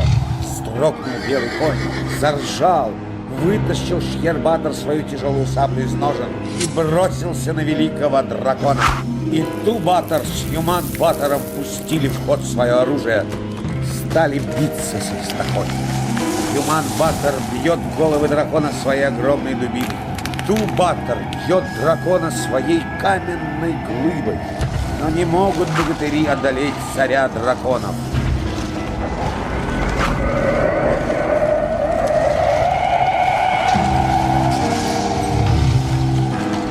День бились они, 2 бились. Силы у богатырей уже на исходе, и решился тогда Шхербатор на отчаянный поступок — прыгнуть царю драконов на хвост и оттуда напасть на него. Соскочил он с коня, и как только коснулись его ноги земли, почувствовал богатырь, как сила его приумножилась, и прыгнул он на хвост дракона.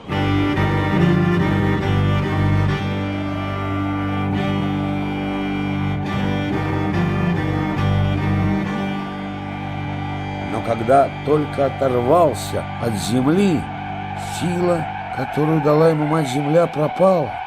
Еле машет богатырь своим тяжелым алдоспаном. Видя это, дракон повернул свою большую голову и раскрыл самую ужасную пасть, чтобы проглотить смельчака.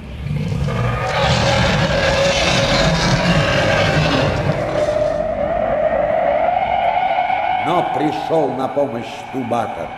Видя, какая страшная опасность настигла старшего брата, он размахнулся и закинул свою огромную каменную глыбу прямо дракону в пасть. Тот ее и проглотил.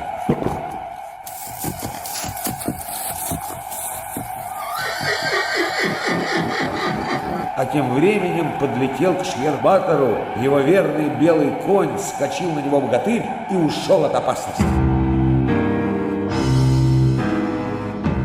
А рядом с ним его братья-богатыри против дракона бьются. И смахнул тут саблей Шьербатор, отрезал сразу 3 головы дракона, что хотели проглотить их вместе с конями. Но силен царь драконов, проглотивший солнце и луну и все племена и народы, жившие на земле. Целый месяц длится уже бой 3 богатырей с великим Астахой.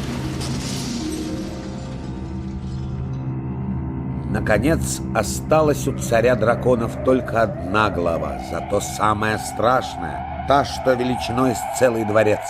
Так и пышет она огнем молнии, не дает к себе подступиться.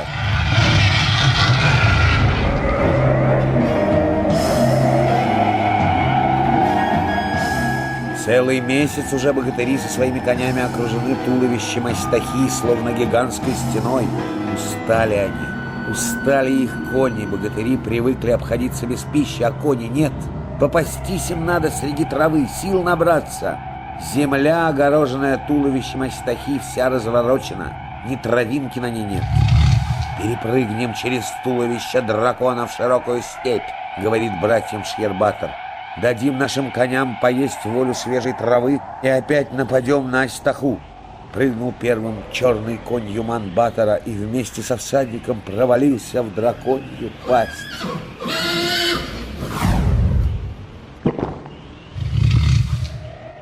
Прыгнул за ним соврасый конь Тубатора и вместе со всадником рухнул туда же. Тогда белый конь Шьербатора говорит ему человеческим голосом: «Не жалей меня, хозяин, ударь саблей по крупу». Сделал Шьербатор, как конь ему сказал, брызнула кровь волшебного белого коня и попала прямо в глаза оставшейся головы Астахи. Тот и ослеп. Прыгнул белый конь и перескочил драконово туловище. Но и разъяренный Астаха не остался на месте, погнался за всадником вслепую. Вот-вот настигнет, устал белый конь, не может быстро скакать, кровавый след за ним стелется. И вот настиг их дракон и ударил Шьербатора своим хвостом. Свалился богатырь с конской спины и покатился по сырой земле. И тут почувствовал, как дает ему мать-земля силу небывалую. Поднялся он и шагнул навстречу Астахе. А тот тем временем уже успел проглотить белого коня Шьербатора и на самого богатыря зарится.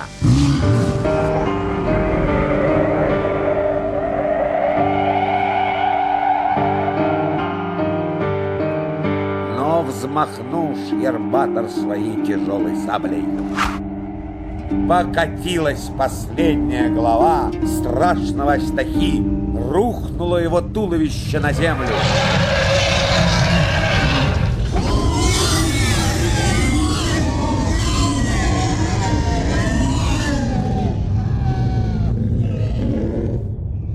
Охнула мать-земля от тяжести упавшего дракона.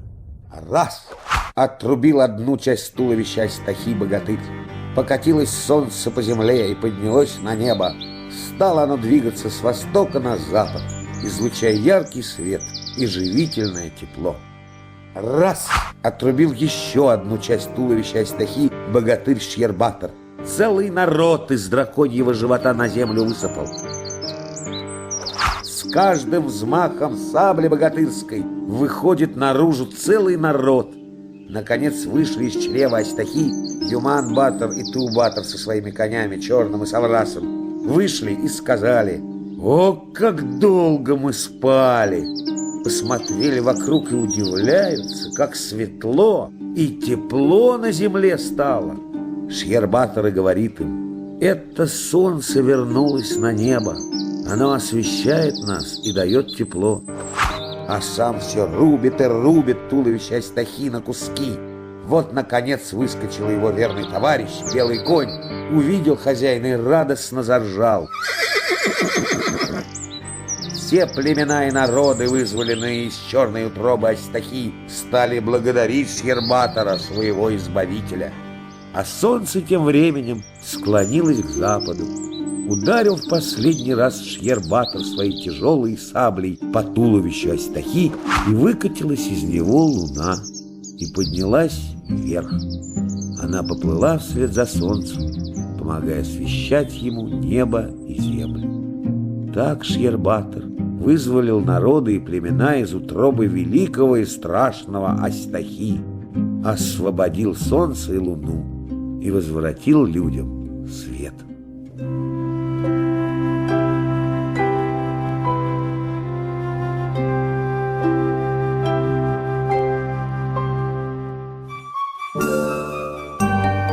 Звездные сказки. Чувашскую народную сказку «Сьер-батор» читал заслуженный артист России Михаил Ефремов. Режиссер-постановщик Максим Осипов. Композитор Алексей Айги. Литературное переложение Михаила Юхмы.